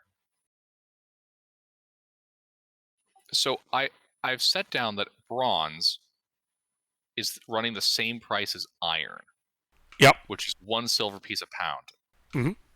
Bronze is composed rather substantially of copper, Yep. which is selling at 5 times the price. Okay, yeah, no. This is actually, I'm pretty sure. None of us were going to not- point that out, Gilbert, but yes, we could literally take the bronze, melt it down into coins, and make more money off of it than selling it as weight. Yeah, so we're gonna do a little tweak there. Well, I think I'm going to go to bed rather than sit around for this. That's fair. We're probably going to call it soon because it's 11:30. Oh, yeah. Yeah. All right, well, have a good night, Pete. Yeah. Have a good night, Pete. Yeah, so let's see here. Going forward, yeah, iron.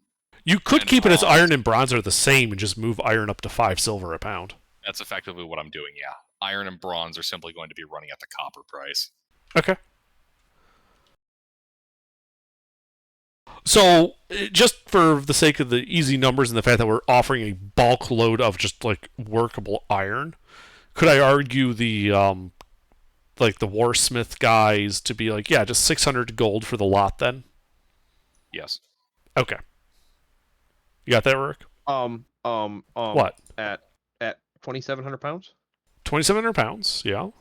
At half a silver, or at half a gold, 5 silver, half a gold.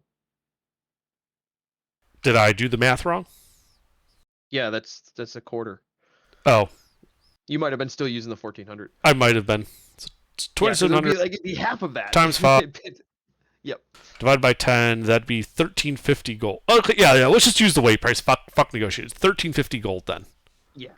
That sounds better for the giant iron statue, in my opinion, for gold value. Yeah, that was one of those things where I'm looking at this one like, wait a second. My economics don't make sense. Well, it's D&D. We knew that going in. Yes, but my ruling made it a weird inconsistency, and I hate that.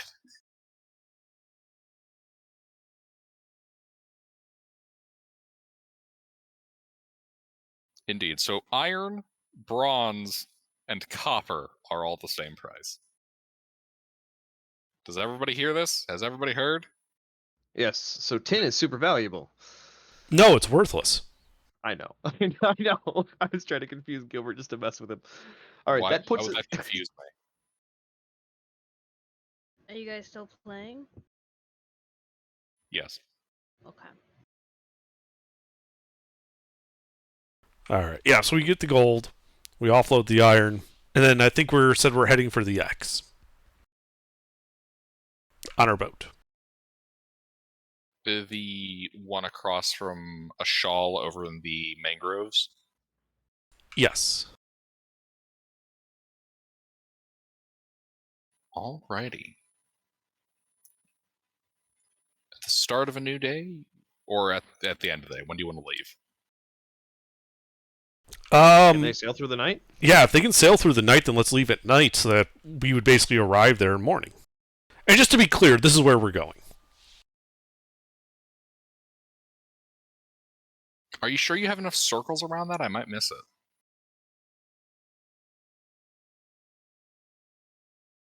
He's right. You should add some in orange and green just to make sure. Okay. Dicking around aside.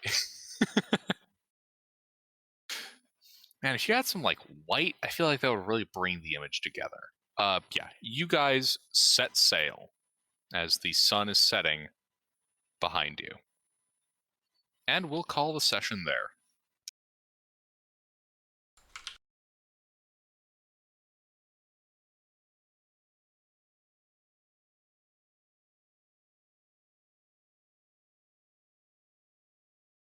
All right.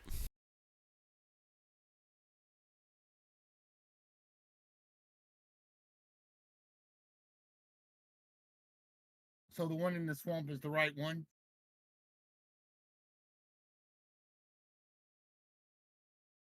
Yeah, we're going to the swamp. Mm. You know, somebody should have said we should have checked the swamp first, before we went all the way back around. It'd been something if somebody actually said that. You guys did check it, though. We did check it first, but it was on an island surrounded by sharks, and we didn't want to swim it, so we went to go get a boat. Oh, no, it was surrounded by worse than sharks. Armored. It was surrounded by Dunkiostolis. Oh, yeah. Which is an armored shark with scissors for teeth. Which means Gilbert made a custom stack block for it, and they looked at that shit and said, okay, yeah, let's come back later. As the DM cackled in the background.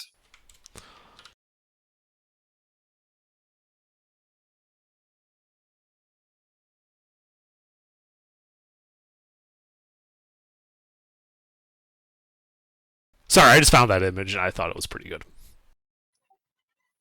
That is amazing. Oh my We got God. Stargate, Battlestar Galactica, Star Wars, Star Trek, Firefly, Dune, and the Doctor.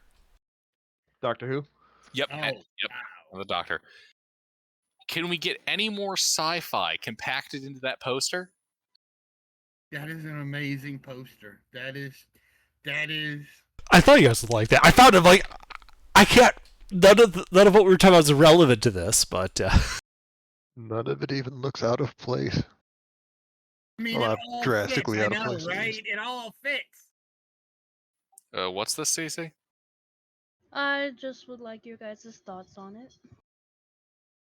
It's a character sheet. For this campaign? Well, I made it with the rules of this campaign, but I can change it for others. I just wanted to know your guys' opinion. What? So this is not following the rules of the campaign. Oh, okay. Aasimar are not a playable race. Oh, okay. Then then think of it as a different campaign. What kind of character does she have here? Let's see. Seems fine.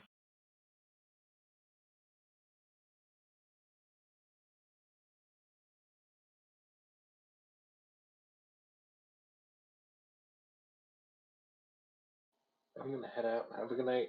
Have a good night. Have a good one.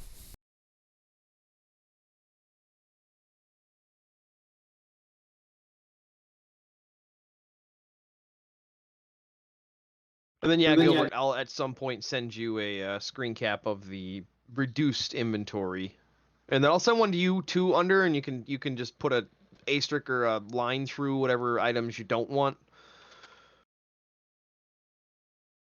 Like after selling all the brooms and little goofy shit.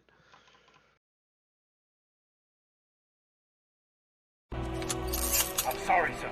It's time for you to leave.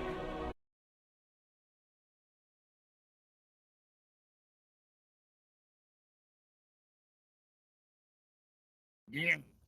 Could we lose? Someone kicked Hayes just left. because he made a noise.